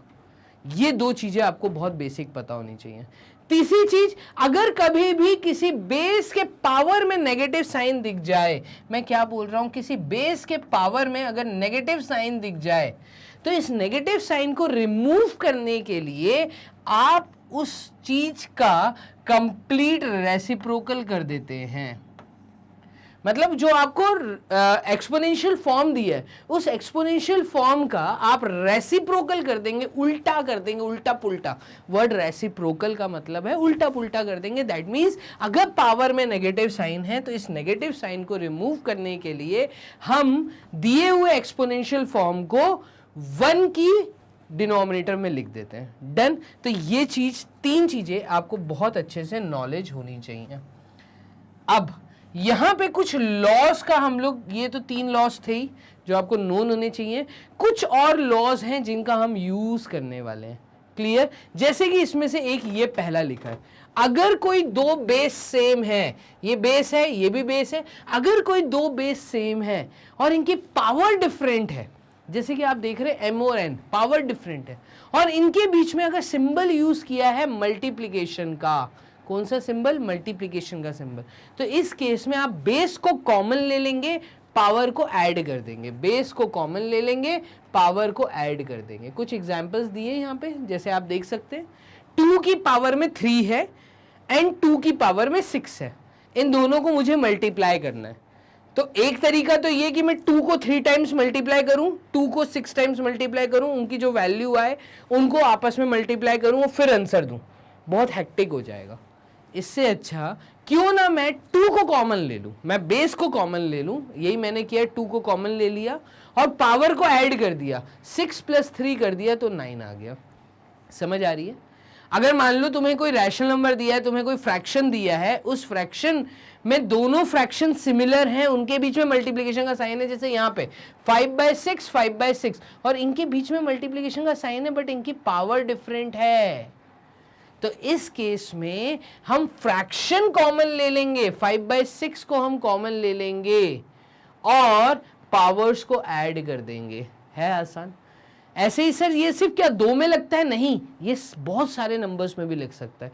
2 बहुत बार मल्टीप्लाई किया हुआ, 2 × 2 × 2 × 2 × 2 × 2, लेकिन एक यहाँ पे कंडीशन ऐसी दिख रही है कि उन सब 2s की पावर डिफरेंट है।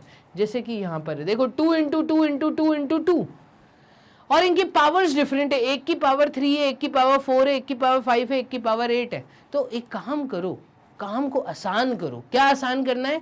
आपको 2 कॉमन लेना है, इस 2 को कॉमन लो और पावर्स को ऐड कर दो। 3 + 4 + 5 + 8 कर दिया और फाइनली मेरा आंसर आ गया 2 की पावर में 20। क्या सर ये इर्रेशनल नंबर्स में भी यूज हो सकता है? तो definitely √7 is an irrational number, तो √7 × √7 × √7 × √7 दिया, बट हर √7 की पावर डिफरेंट लिखी है। आप देखो √7 की पावर 3, √7 की पावर 5, तो आप एक काम करो, √7 को कॉमन ले लो, पावर को ऐड कर दो। सिंपल सा फॉर्मूला है। तो यहाँ पे आपने टोटल 4 फॉर्मूले समझे, 3 तो ये बेसिक फॉर्मूले और एक ये वाला फॉर्मूला। ऐसे ही हम मूव करते हैं सेकेंड फॉर्मूले पे। सर अभी तो आपने मल्टीप्लिकेशन का बताया, अगर डिवीजन का आ जाए और बेस सेम हो तो डेफिनेटली, अगर बेस सेम है, बीच में डिवीजन का साइन है, पावर डिफरेंट है, तो इस केस में आप बेस कॉमन ले लीजिए, पावर्स को सब्ट्रैक्ट कर दीजिए। ध्यान ये रखना कि जो न्यूमरेटर है उसकी पावर में से डिनोमिनेटर की पावर माइनस होगी। अब ये पावर नेगेटिव भी हो सकती है, कुछ भी हो सकती है, फ्रैक्शन भी हो सकती है। फ्रैक्शन के लिए आगे मैं रेडिकल बताऊंगा वैसे, तो अभी हम उस पर नहीं जा रहे। हम अभी तो ये बात कर रहे हैं कि अगर बेस सेम है, बीच में डिवीजन का साइन है और पावर्स जो एक्सपोनेंट है वो डिफरेंट है, तो इस केस में हम यहाँ पर जो पावर्स हैं उनको सब्ट्रैक्ट करते हैं, m - n करेंगे। क्लियर ये चीज? तो यहाँ पर अगर कोई बेस है, उसकी कुछ पावर है, अगेन उसकी कुछ पावर है, तो इस केस में हम पावर्स को मल्टीप्लाई करते हैं। मैंने क्या बोला, मान लो एक नंबर है मेरे पास, 7 की पावर में लिखा है -9 और इसकी पावर में लिखा है 2, तो देखना एक बेस है, बेस की कुछ पावर है और कंप्लीट की भी पावर है, तो इस केस में हम कहेंगे बेस की पावर में आएगा 2 × 9 = 18 -18, और इस नेगेटिव साइन को रिमूव करने के लिए मैं कहूंगा इसका आंसर आएगा 1/7 की पावर 18। ये चीज समझ आ रही है? तो ये इस तरह के सवाल आते हैं, थोड़े से ये कैसे आएंगे भी, लास्ट में 5 क्वेश्चन भी मैंने पिक किए हैं, तो वहाँ पे ये सब चीज़ें यूज़ होने वाली हैं। अब देखो यहाँ से मुझे 2-3 चीज़ें समझ आ रही हैं। देखो एक बार 2/3 क्या है, 2/3 इज़ अ रैशनल नंबर, पहली बात। 2/3 एक रैशनल नंबर है, इसकी कुछ पावर है, अगेन उसकी भी कुछ पावर है, तो यहाँ पर ये एक एक्सपोनेंशियल फॉर्म लिखा हुआ है। देखो ये सारे टर्म्स अब जो मैं बोलता जा रहा हूँ, ठीक है, 4 × 5 करूंगा ये 20 हो जाएगा, और ये रैशनल नंबर ऐसे का ऐसे ही, तो ये बेस है, rational number is in the base. अब मैं बोल सकता हूँ rational number is in the base, और बेस की पावर 20 होगी, तो दैट मीन्स यहाँ पे 2/3 की पावर में 20 है। तो यहाँ पर इसलिए ये फॉर्मूलों का बहुत ज़्यादा यूज़ होता है। क्लियर है मेरी बात? यहाँ तक पीछे आपने 4 पढ़े, यहाँ पे 2 फॉर्मूले और पढ़े, वो दोनों फॉर्मूले क्या थे वो आपने यहाँ पे वॉच किया। एक फॉर्मूला तो ये मैंने लिखा है, दूसरा फॉर्मूला आपने पढ़ा कि दुनिया का कोई भी नंबर अगर उसकी पावर है और उसकी भी कंप्लीट पावर है, पावर की पावर है, उस केस में आप पावर्स को मल्टीप्लाई करेंगे। क्लियर है ये चीज? डन है? तो बस ये 2 चीजें और आपको पढ़नी है। तो 3 वहां पे पढ़ी आपने, ठीक है, 4 पढ़ी वहां पे, पीछे अभी 4 पढ़ी और 2 ये, तो टोटल आपकी 6 फॉर्मूले तो आपके यहाँ हो गए। तो इस प्रकार से इंडाइसेस किनको कहते हैं ये आपको पता होना चाहिए। इंडाइसेस का मतलब है कुल मिला के आपकी जब एक्सपोनेंशियल फॉर्म में या नोटेशन फॉर्म में कोई चीज़ लिख के दे दी जाए तो वो चीज़ वहाँ पे आपकी इंडाइसेस कहलाती है। सर्ड्स जब रूट आ जाए, ठीक है, तो रूट को जब सॉल्व करना हो तब वर्ड सर्ड कहलाता है। डन? तो यहाँ पे जैसे मान लीजिए अगर कोई 2 चीज़ें आपस में मल्टीप्लिकेशन है बेस के अंदर और इनकी एक कॉमन पावर है, तो हम पावर को सेपरेट कर सकते हैं। दैट मीन्स आप इसको ऐसे भी समझिए कि हमारे सामने अगर बेसेस डिफरेंट हैं, पावर सेम है, तो हम पावर को कॉमन भी ले सकते हैं।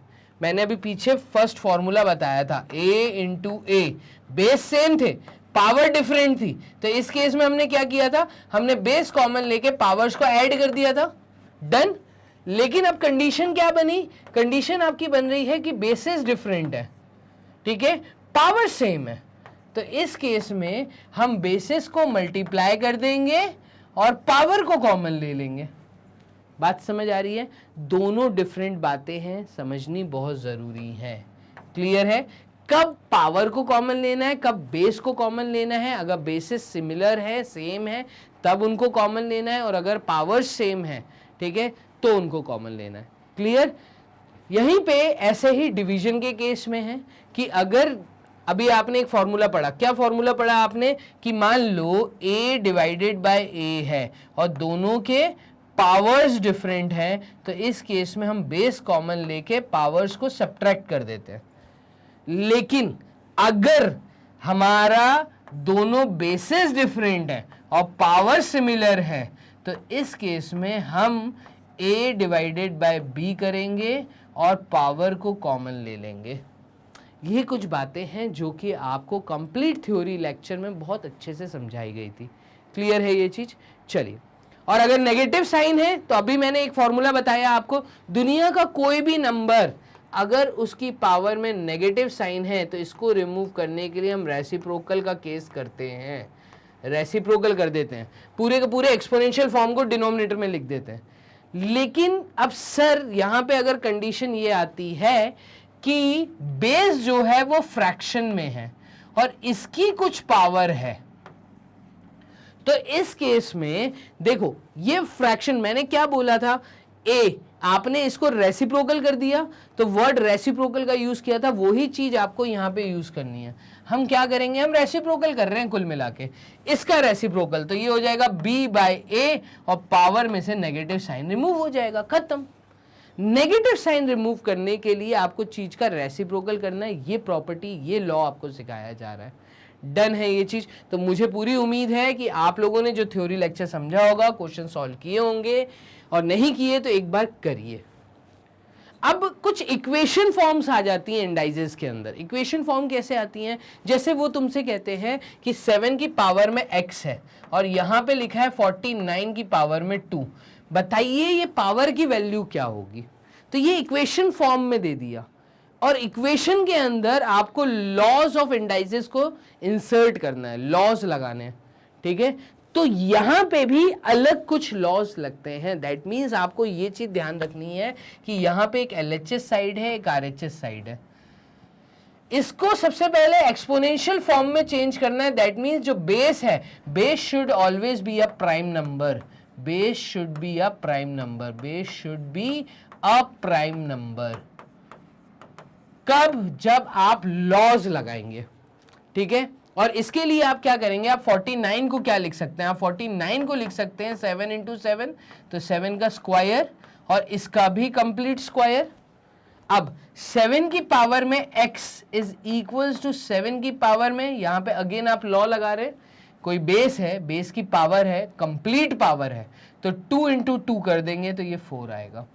अब ये लॉ आपको ये सिखा रहा है कि आप जब दोनों साइड पे LHS और RHS साइड पे बेस सिमिलर देखते हैं तो उस केस में आपको पावर्स को इक्वल कर देना है, x की वैल्यू आ जाएगी। ये था आपका क्या, एक्सपोनेंशियल इक्वेशंस।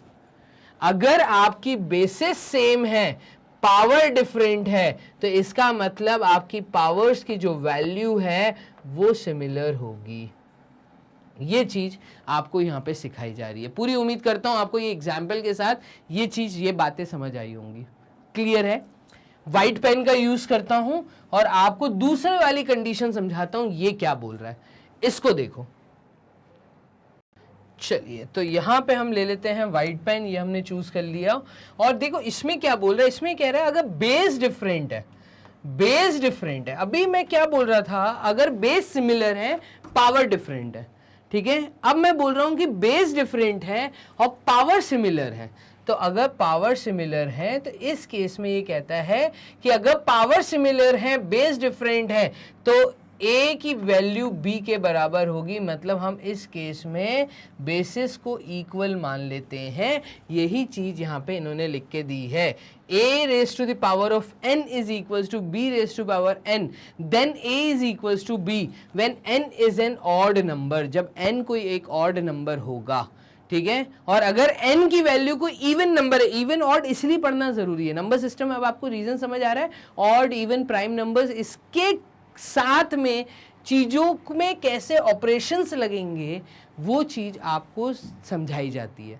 तो नंबर सिस्टम में ये जो आगे वाली डेप्थ वाली बातें समझने की थी, इससे पहले हमने इसलिए even number, prime number, odd number, natural number, whole numbers, इन सब रियल नंबर्स, इन सब वर्ड्स को समझा, सो दैट हम इन लॉस को पढ़ पाए। अभी मैं पूरी उम्मीद करता हूं आपको चीजें बहुत अच्छे से समझ आ रही होंगी। तो यहां पर अब हम मूव करते हैं कि हमने इसके चैप्टर के और डेप्थ में चल रहे हैं। अभी मैंने आपको एक वर्ड समझाया, इंडाइजेस, ठीक है। इंडाइजेस का मतलब क्या होता है, इंडाइजेस का मतलब जब बेस की कोई पावर होती है, जब एक्सपोनेंशियल फॉर्म होती है, ठीक है, तब हम वर्ड यूज करते हैं इंडाइजेस। लेकिन एक वर्ड है सर्ट्स। सर्ट्स कब यूज करते हैं, जब हम रेडिकल का सिंबल देखते हैं।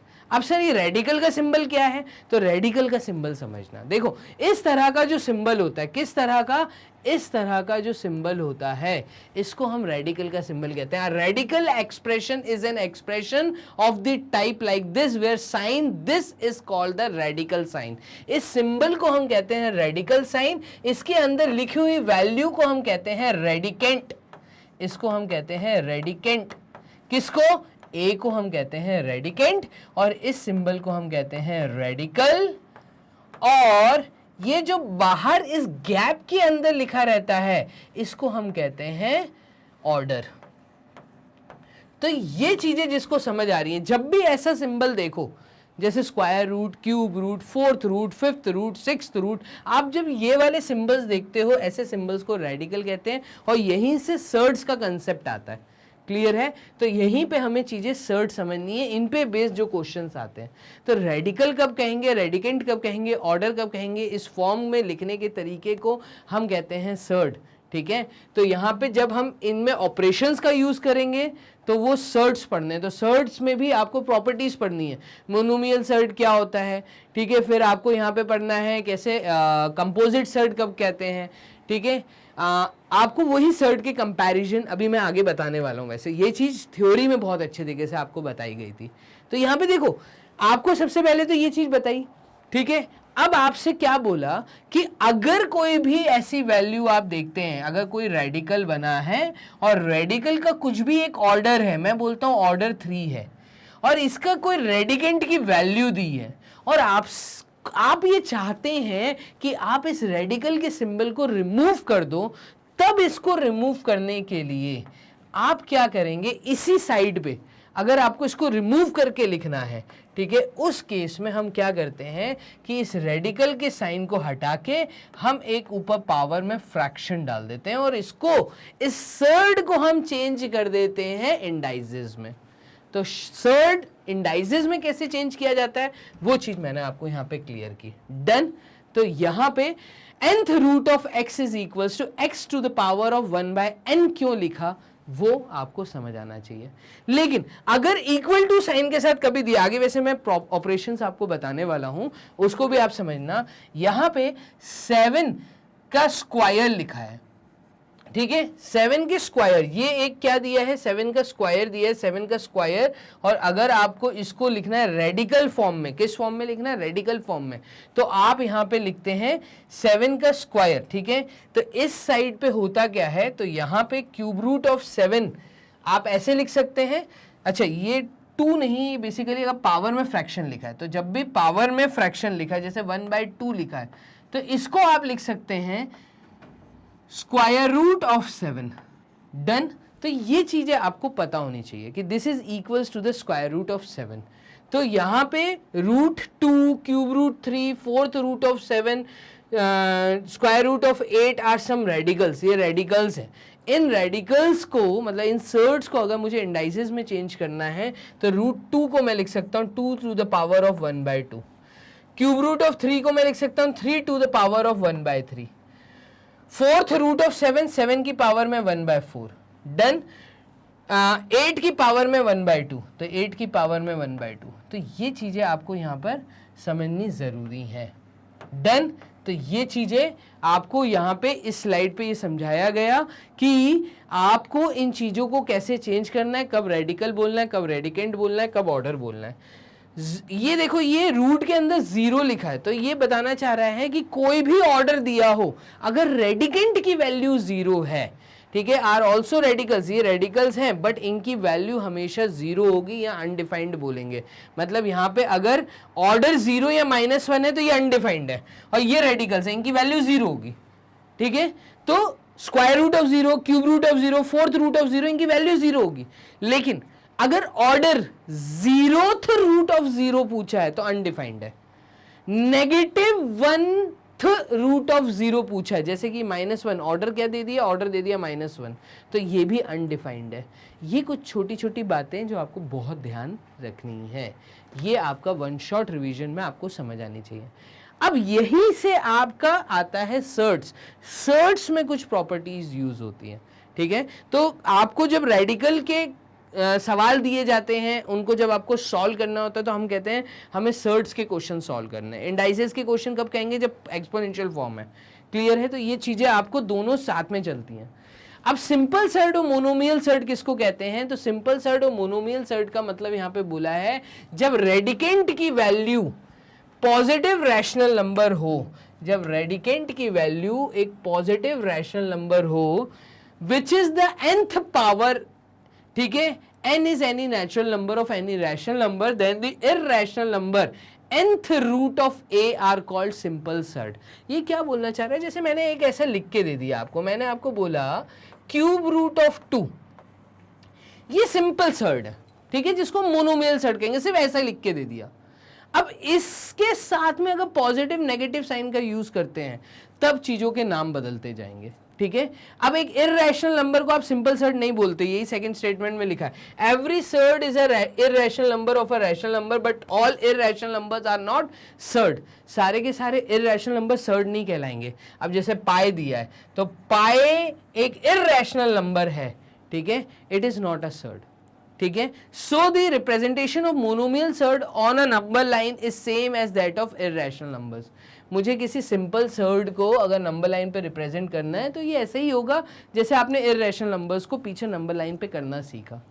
अब यहां से चीजें समझना आप, √3 is a surd and √3 is an irrational number. √3 एक सर्ड भी है और √3 अपने आप में एक इरेशनल नंबर भी है, ठीक है। तो यहाँ पे देखो नंबर्स की क्वालिटी, नंबर्स को देख के नंबर्स को क्या बोलते हैं, तो √3 को हम बोलेंगे तो इरेशनल नंबर, लेकिन क्योंकि उस पर रेडिकल का साइन लगा है तो ये एक सर्ड कहला रहा है। क्लियर है ये चीज। Pi is an irrational number, pi एक इरेशनल नंबर है लेकिन pi is not a surd, ठीक है, but it is not a surd. ये एक छोटे से एग्जाम्पल्स लेके इन्होंने बातें समझाई। अब सर्ड्स 4 तरह के होते हैं जो आपको समझना जरूरी है। यूनिट सर्ड किसको कहते हैं, मिक्स सर्ड कैसे किसको कहते हैं, कंपाउंड सर्ड कब कहते हैं, बाइनोमियल सर्ड और सिमिलर सर्ड्स। तो अब इसमें देखना, सिमिलर सर्ड तो ठीक है, यहाँ पे एक चीज यहाँ पे 2 अलग अलग नाम से बोली गई है, मैं आपको वो भी समझाता हूँ। यूनिट सर्ड बेसिकली वही है जो सिंपल सर्ड आपने पीछे पढ़े, सिंपल सर्ड बोल लो, यूनिट सर्ड बोल लो, लेकिन यहां पे ये क्या बताना चाह रहा है कि if nth root of a is a surd it is also referred to as a unit surd. अगर ये कोई सिंपल सर्ड है इसको हम यूनिट सर्ड भी बोलेंगे, और इस यूनिट सर्ड को जब हम किसी रैशनल नंबर के साथ मल्टीप्लाई करते हैं, ठीक है, when k is a rational number तो k nth root of a is a multiple of a surd. क्या बोलना चाह रहा है, ये बोलना चाह रहा है कि अगर तुम्हें कोई सिंपल सर्ड लिख के दिया है, ठीक है, और सिंपल सर्ड जिसको हम यहां पर बोल रहे हैं यूनिट सर्ड, और अगर कोई यूनिट सर्ड किसी रैशनल नंबर के साथ मल्टीप्लाई करके लिखा है, ठीक है, तो जरूरी नहीं कि वहां पे मल्टीप्लिकेशन का साइन दिखाएं। आप इसको कहेंगे कि अगर हमें बोला जा रहा है कि 7 को आप मल्टीप्लाई कर दीजिए स्क्वायर रूट ऑफ 3 के साथ, तो इसको हम लिख सकते हैं 7th रूट 3, और इस केस में ये जो 7 रूट 3 लिखा है, 7 स्क्वायर रूट ऑफ 3 लिखा है, इस चीज को हम कहते हैं मल्टीपल ऑफ सर्ड, ठीक है। 7 is the multiple of the surd, multiple of the surd मतलब 7 मल्टीप्लाइड विथ √3। ये सिखाना चाह रहा है पहले पॉइंट में। दूसरे पॉइंट में ये सिखाना चाह रहा है कि मिक्स सर्ड का मतलब जब किसी सर्ड के बीच में पॉजिटिव या नेगेटिव साइन लग जाए, किसी रैशनल नंबर के साथ उसको लिख के दिया जाए। मतलब अगर यहीं पे मुझे 7 को या तो ऐड करना होता √3 के साथ, या 7 को अगर माइनस करना होता √3 के साथ, तो इस केस में अगर मैं दो चीजों के बीच में, रैशनल नंबर और सर्ड के बीच में पॉजिटिव नेगेटिव साइन का यूज कर रहा हूं, तब हम इसको कहेंगे mixed surds. If a is a rational number and nth root of a is a surd, then a plus nth root of b या a minus nth root of b are called mixed surds। इस case में हम इसको कहते हैं mixed surd। Clear है। तीसरी चीज में वो आपको ये समझा रहा है कंपाउंड सर्ड का मतलब। कंपाउंड सर्ड का मतलब है अ सर्ड विच इज द सम और द डिफरेंस ऑफ 2 और मोर सर्ड। मान लो आपको बोल दिया जाए √7 को आप ऐड करो √3 के साथ, या √7 को आप माइनस करो √3 के साथ, तो इस तरीके से जब 2 सर्ड का प्लस माइनस आता है तो उस केस में हम वर्ड यूज करते हैं कंपाउंड सर्ड, ठीक है। तो मिक्स सर्ड कब बोलेंगे, कंपाउंड सर्ड कब बोलेंगे, मल्टीपल ऑफ सर्ड कब बोलेंगे, ये शब्द सिखाने के लिए यहां पे आपको ये स्लाइड में दिखा रहा हूं। बाइनोमियल सर्ड का मतलब जब 2 सर्ड्स आपस में लिख दिए जाए। Compound surd consisting of 2 surds is called a binomial surd. मतलब यहां पे पीछे अभी आपने समझा कंपाउंड सर्ड के बारे में, 2 कंपाउंड सर्ड है, मतलब ये कंपाउंड सर्ड है √7 और √3। तो ये कह रहा है जब कंपाउंड सर्ड को कंसिस्टिंग ऑफ 2 सर्ड्स, जब किसी कंपाउंड सर्ड में सिर्फ 2 ही सर्ड्स होते हैं तब उसको बाइनोमियल सर्ड बोला जाता है। यहाँ पे जैसे कि यहाँ पे अगर मैं पीछे आता हूं तो √7 माइनस √3 प्लस √2 अगर दिया है तो इस तरह के सर्ड को भी हम कंपाउंड सर्ड बोलेंगे, इस तरह के सर्ड को भी हम कंपाउंड सर्ड बोलेंगे। कंपाउंड के अंदर एक बाइनोमियल आता है, मतलब अगर सिर्फ 2 सर्ड ही दिए हैं कंपाउंड सर्ड के अंदर तो ये बाइनोमियल सर्ड है।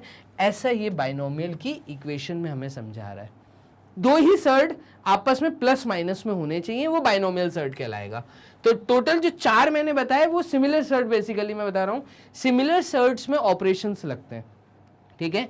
सिमिलर सर्ड्स को कैसे सॉल्व करना है, कंपाउंड सर्ड्स को कैसे सॉल्व करना है, तो सर्ड्स के लिए ऑपरेशंस जब हम सीखते हैं तो हम इन वर्ड्स को यूज करते हैं। सिमिलर सर्ड का मतलब होता है if 2 surds are of different multiples of the same surd, मतलब ये बोलना चाह रहा है जैसे आपको दे दिया यहाँ पे क्यूब रूट ऑफ 7 एंड यहाँ पे इन्होंने बोल दिया क्यूब रूट ऑफ 9, ठीक है। तो ये दोनों सिमिलर सर्ड हैं, कॉमा के साथ लिखा है, देखो मैंने कॉमा के साथ लिख रहा हूं, कोई ऑपरेशन नहीं लगा रहा।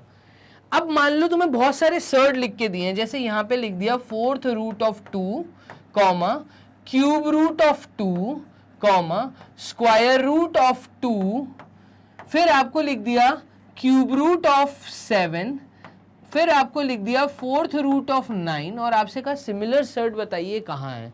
तो कई स्टूडेंट्स यहाँ पे कंफ्यूज हो जाते हैं, जैसे यहाँ पे ये लिख देंगे 4th रूट ऑफ, आपको यहाँ पे लिख देंगे 4th रूट ऑफ 8।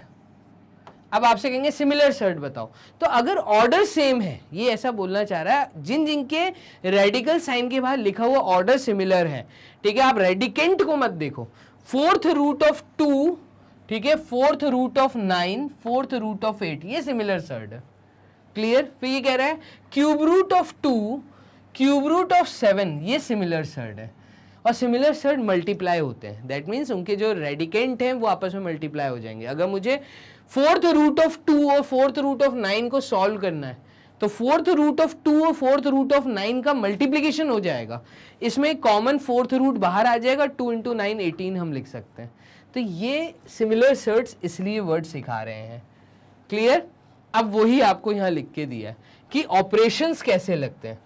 अब आपको कभी ऐड करना है या सब्ट्रैक्शन करने हैं सर्ड्स के, तो addition and subtraction of a similar surds can be done using the distributive law, ठीक है। तो सिमिलर सर्ड्स के एडिशन और सब्ट्रैक्शन हो सकते हैं, जैसे कि आपको दे दिया 2 रूट 6, मान लो ऐसा दे दिया, ठीक है, और प्लस आपको करना है 3 रूट 6 के साथ।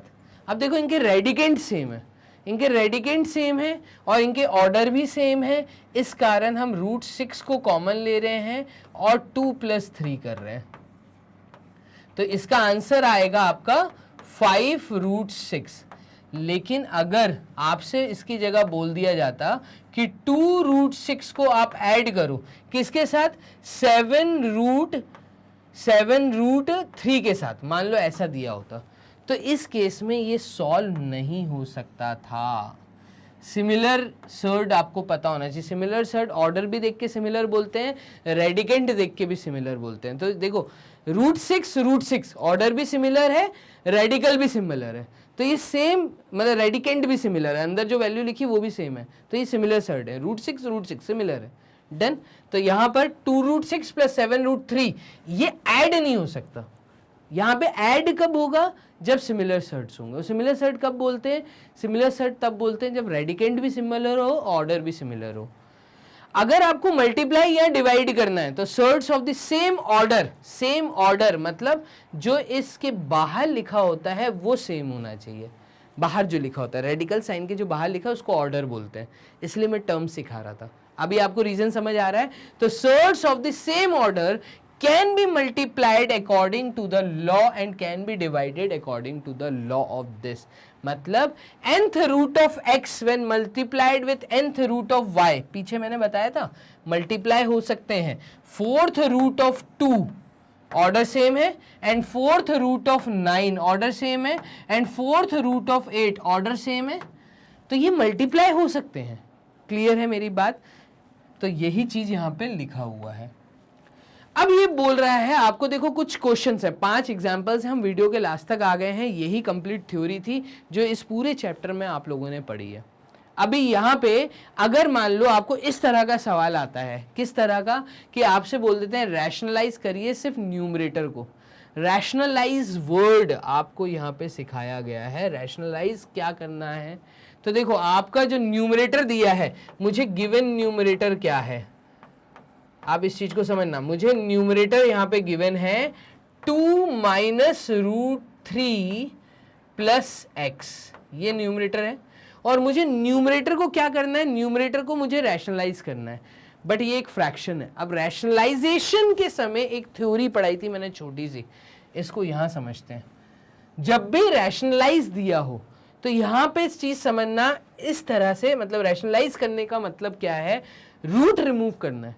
देखो क्या करना है, यहाँ रैशनलाइजिंग फैक्टर पढ़ा था आपने, तो ये जो वर्ड है ना रैशनलाइजिंग फैक्टर, ये आपको यहाँ सिखाया गया था। रैशनलाइजिंग फैक्टर क्या होता है, और दूसरा एक वर्ड आपको सिखाया गया था कॉन्जुगेट, कॉन्जुगेट वर्ड सिखाया गया था। कॉन्जुगेट का मतलब जब आपको मिक्स्ड सर्ट दिया होता है, जैसे आपको दिया है a प्लस √3, तो इसका जो कॉन्जुगेट होगा वो हो जाएगा a माइनस √3, मतलब इनका जो प्रोडक्ट होता है और इनका जो सम होता है, ठीक है, तो प्रोडक्ट एंड सम ये हमेशा सेम होता है। जैसे देखो a प्लस √3 और a माइनस √3 को अगर मैं मल्टीप्लाई करता हूं, तो मल्टीप्लाई करने पे देखो यहाँ पे आइडेंटिटीज आपको सिखाई गई थी। तो थ्योरी लेक्चर में बहुत कुछ सिखाया गया था, वर्ड कॉन्जुगेट जब सिखाया था। तो जब आप a प्लस √3 का कॉन्जुगेट पूछेंगे तो वो a माइनस √3 होगा। रीजन ये है कि a into a is a square, ठीक है, and a multiplied with minus √3, और यहाँ पे ये सब कट जाएगा और माइनस √3 का स्क्वायर मतलब -3 आएगा।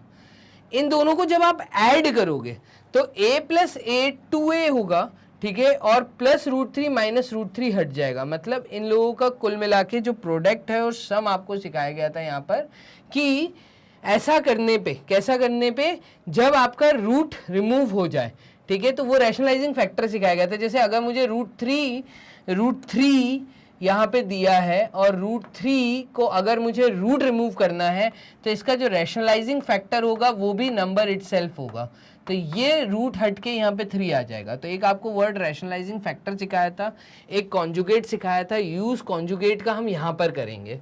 यहाँ पर हमसे बोला है कि न्यूमरेटर को आप रैशनलाइज करो, तो रैशनलाइजेशन के समय मैंने रैशनलाइजिंग फैक्टर और कॉन्जुगेट तब सिखाए थे वर्ड। तो न्यूमरेटर ये था और डिनोमिनेटर था आपका x माइनस 1। अगर मुझे सिर्फ न्यूमरेटर को रैशनलाइज करना है तो यहाँ पे 2 माइनस √3 प्लस x अपॉन जो दिया x माइनस 1, इसमें मल्टीप्लाई करना होगा, ठीक है। क्या मल्टीप्लाई करना होगा, तो यहाँ का जो नेगेटिव साइन है, ठीक है, एक रैशनल नंबर और एक सर्ड के बीच में जो नेगेटिव साइन है इसको पॉजिटिव कर दो, तो ये हो जाएगा 2 प्लस √3 प्लस x अपॉन, अब जो क्वांटिटी आपने ऊपर डाली है वही सिमिलर क्वांटिटी आपको नीचे डालनी है, तो ये हो जाएगा 2 प्लस √3 प्लस x। ऐसे आपको सिखाया था। अब अगर आप इन दोनों को सॉल्व करें तो ये a plus b a minus b के फॉर्म में है, और a plus b a minus b की आइडेंटिटी ये भी आपको थ्योरी में सिखाई गई थी कि a plus b a minus b का मतलब है a का स्क्वायर माइनस b का स्क्वायर।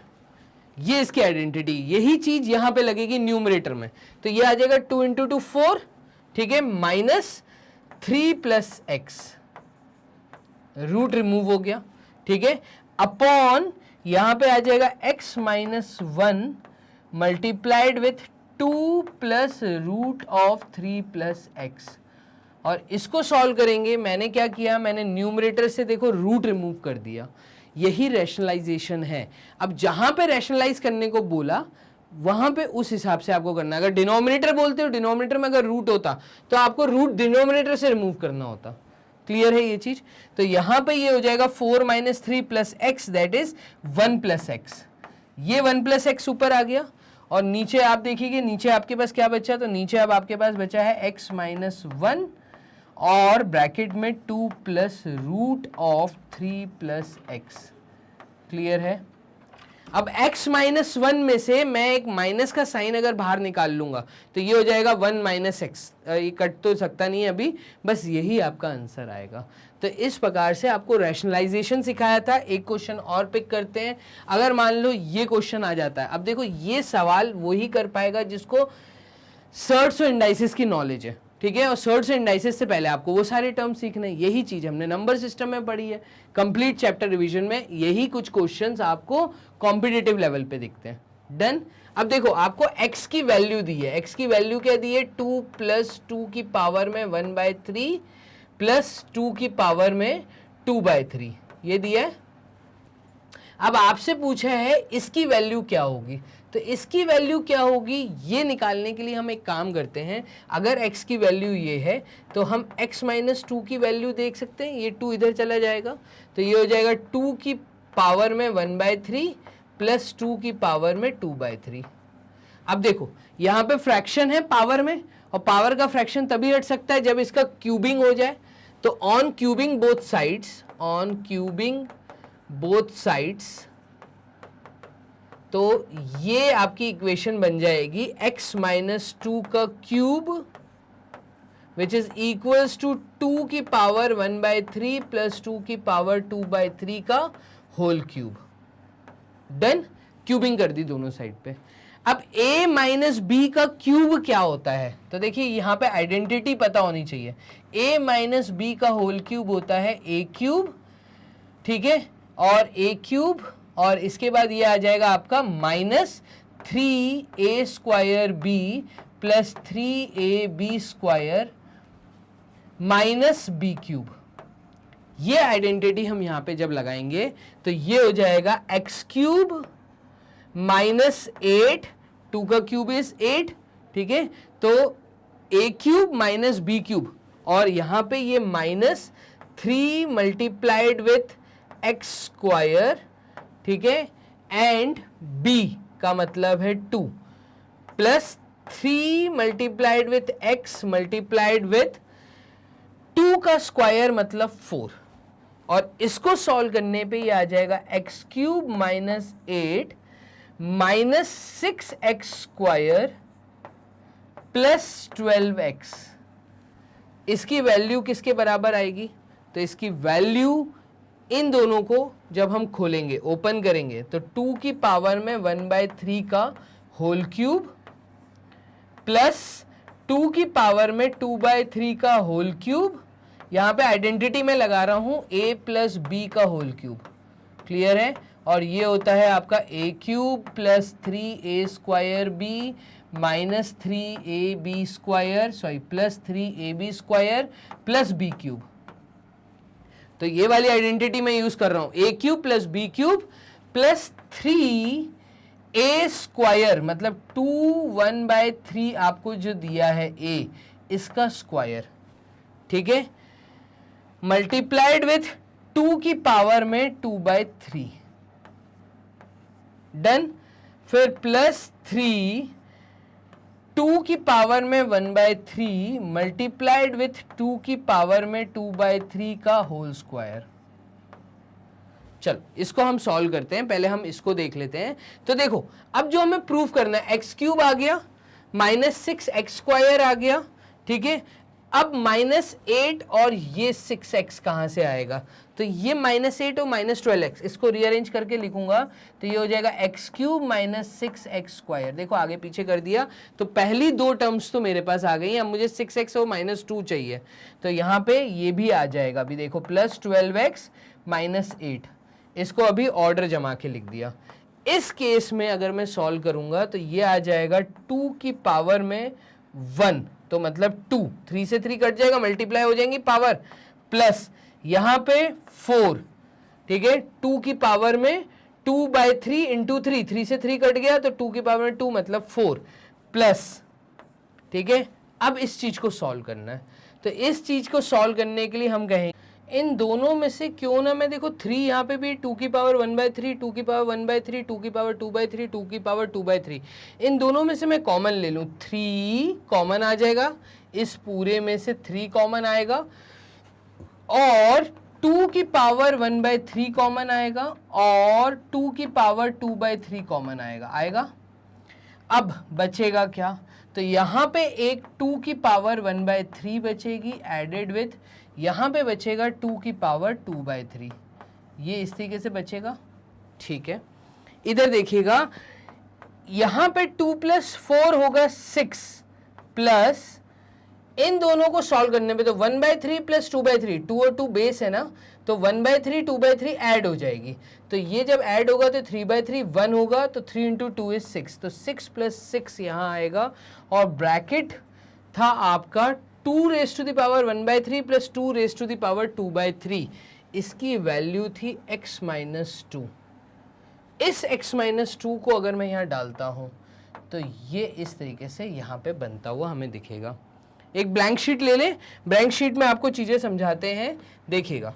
यहाँ पे अब मुझे क्या मिला था, तो x cube minus six x square, मुझे क्या मिला था, x cube minus six x square, और मुझे मिला था plus 12x minus 8, plus 12x minus 8 which is equals to 6 plus 6x minus 2।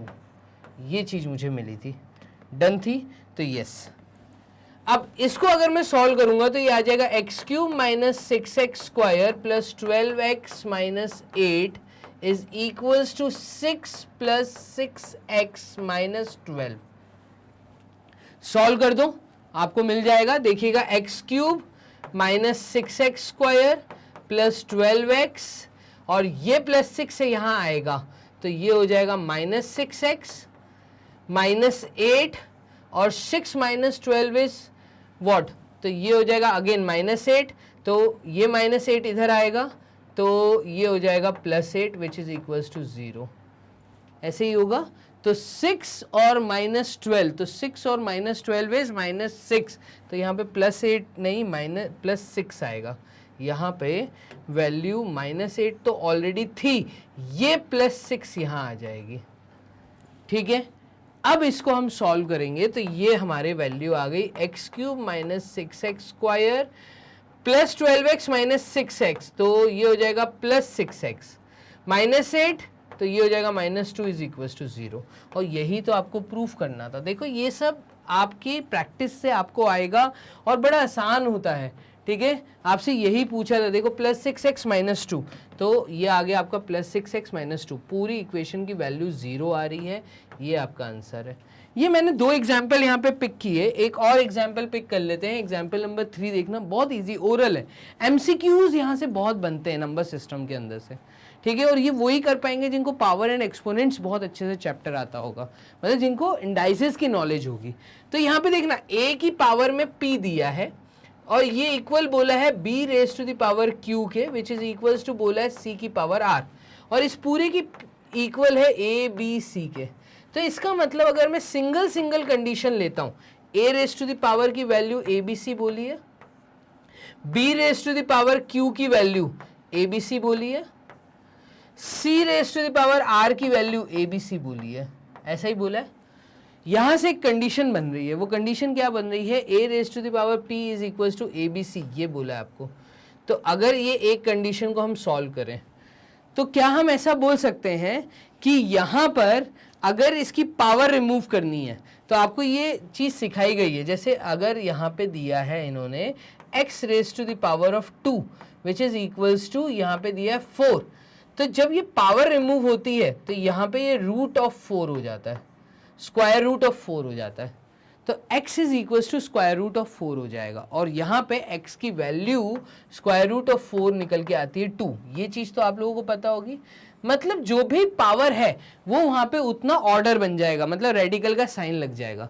अगर a की पावर में p है तो यहाँ से एक कंडीशन बनती हुई मुझे नज़र आ रही है कि a की जो वैल्यू है वो आपकी आ जाएगी pth root of a b c।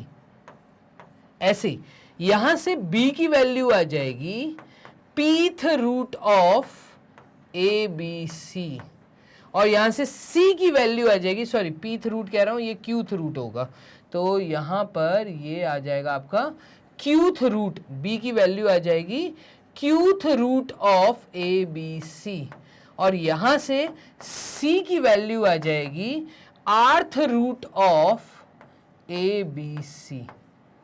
अब आप चीज समझना, यहाँ पे क्या मैं ऐसा बोल सकता हूं, अगर ये हटा दूं मैं, तो व्हाइट पेन का यूज करके हम क्या बोल रहे हैं, इसको देखो, व्हाइट पेन का यूज कर लेते हैं और यहाँ पर ये आ जाएगा हमारा ए बी सी की जो वैल्यू आई है, ठीक है, ए बी सी की वैल्यू हम यूज कर रहे हैं। इसका मतलब जो ए की वैल्यू है ये हमारी आई है A B C whole raise to the power of 1/p, यही आई है।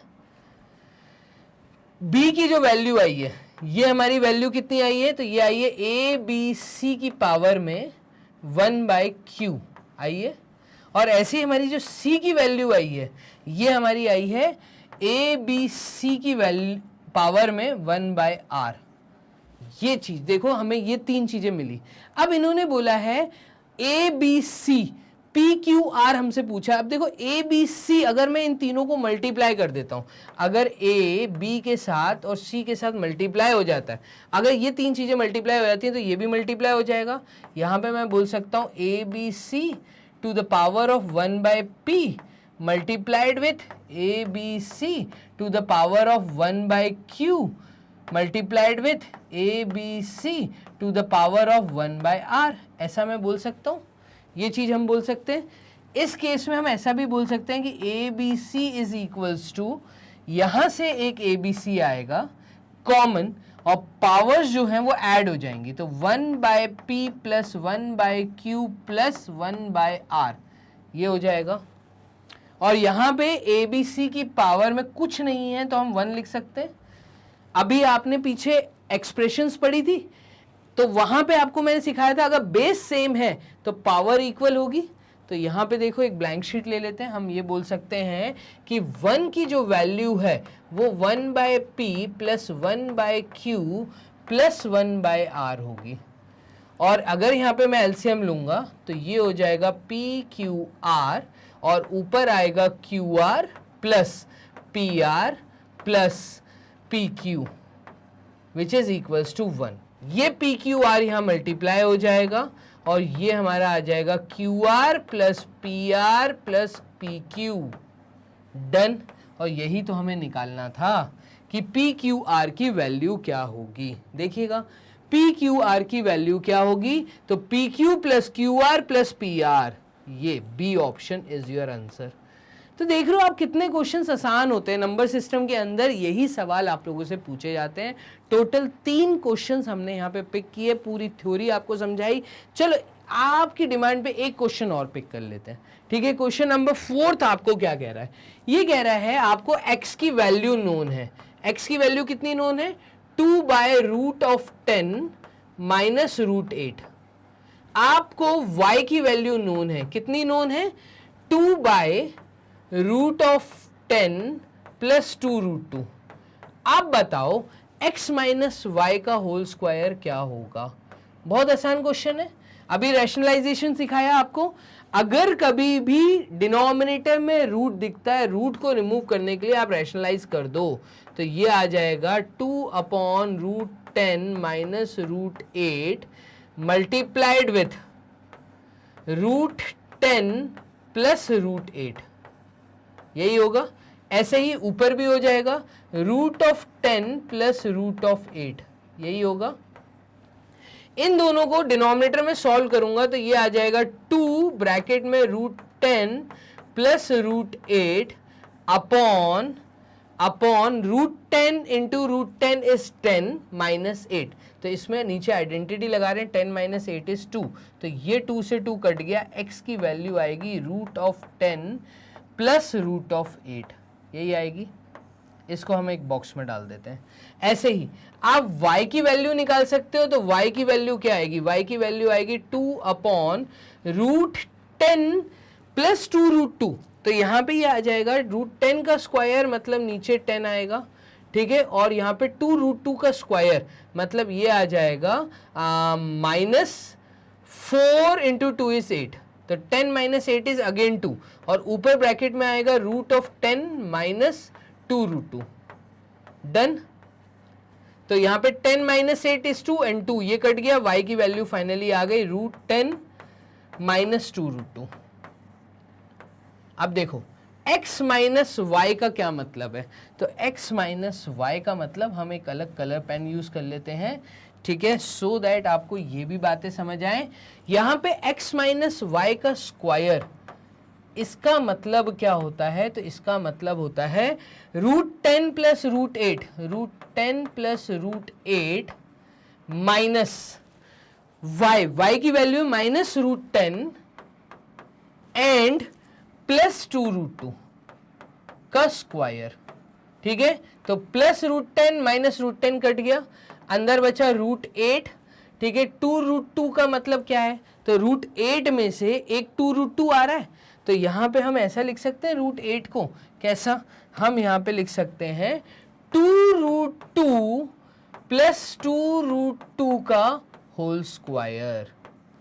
कितना आसान हो गया, क्लियर है ये चीज। तो देखो 2√2 का स्क्वायर ए स्क्वायर, 2√2 का square A square plus B square plus 2ab, तो मतलब 2√2 मल्टीप्लाइड विथ 2√2, यही होगा।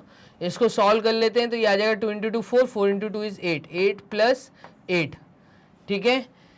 और यहाँ पे ये आ जाएगा plus 2 multiplied with 2√2 into 2√2 is 2 into 2 is 4, 4 into 2 is 8, तो ये आ गया। तो ये आ जाएगा 8 plus 8 is 16 plus 2 into 8 is 16, ये आ जाएगा आपका 2 और 32। तो फाइनली मेरा आंसर जो आएगा वो 32 आएगा। किसका आंसर, x माइनस वाई का होल स्क्वायर, मतलब बी ऑप्शन। एमसीक्यूज में इस तरह के सवाल कॉम्पिटिटिव लेवल पे पूछे जाते हैं।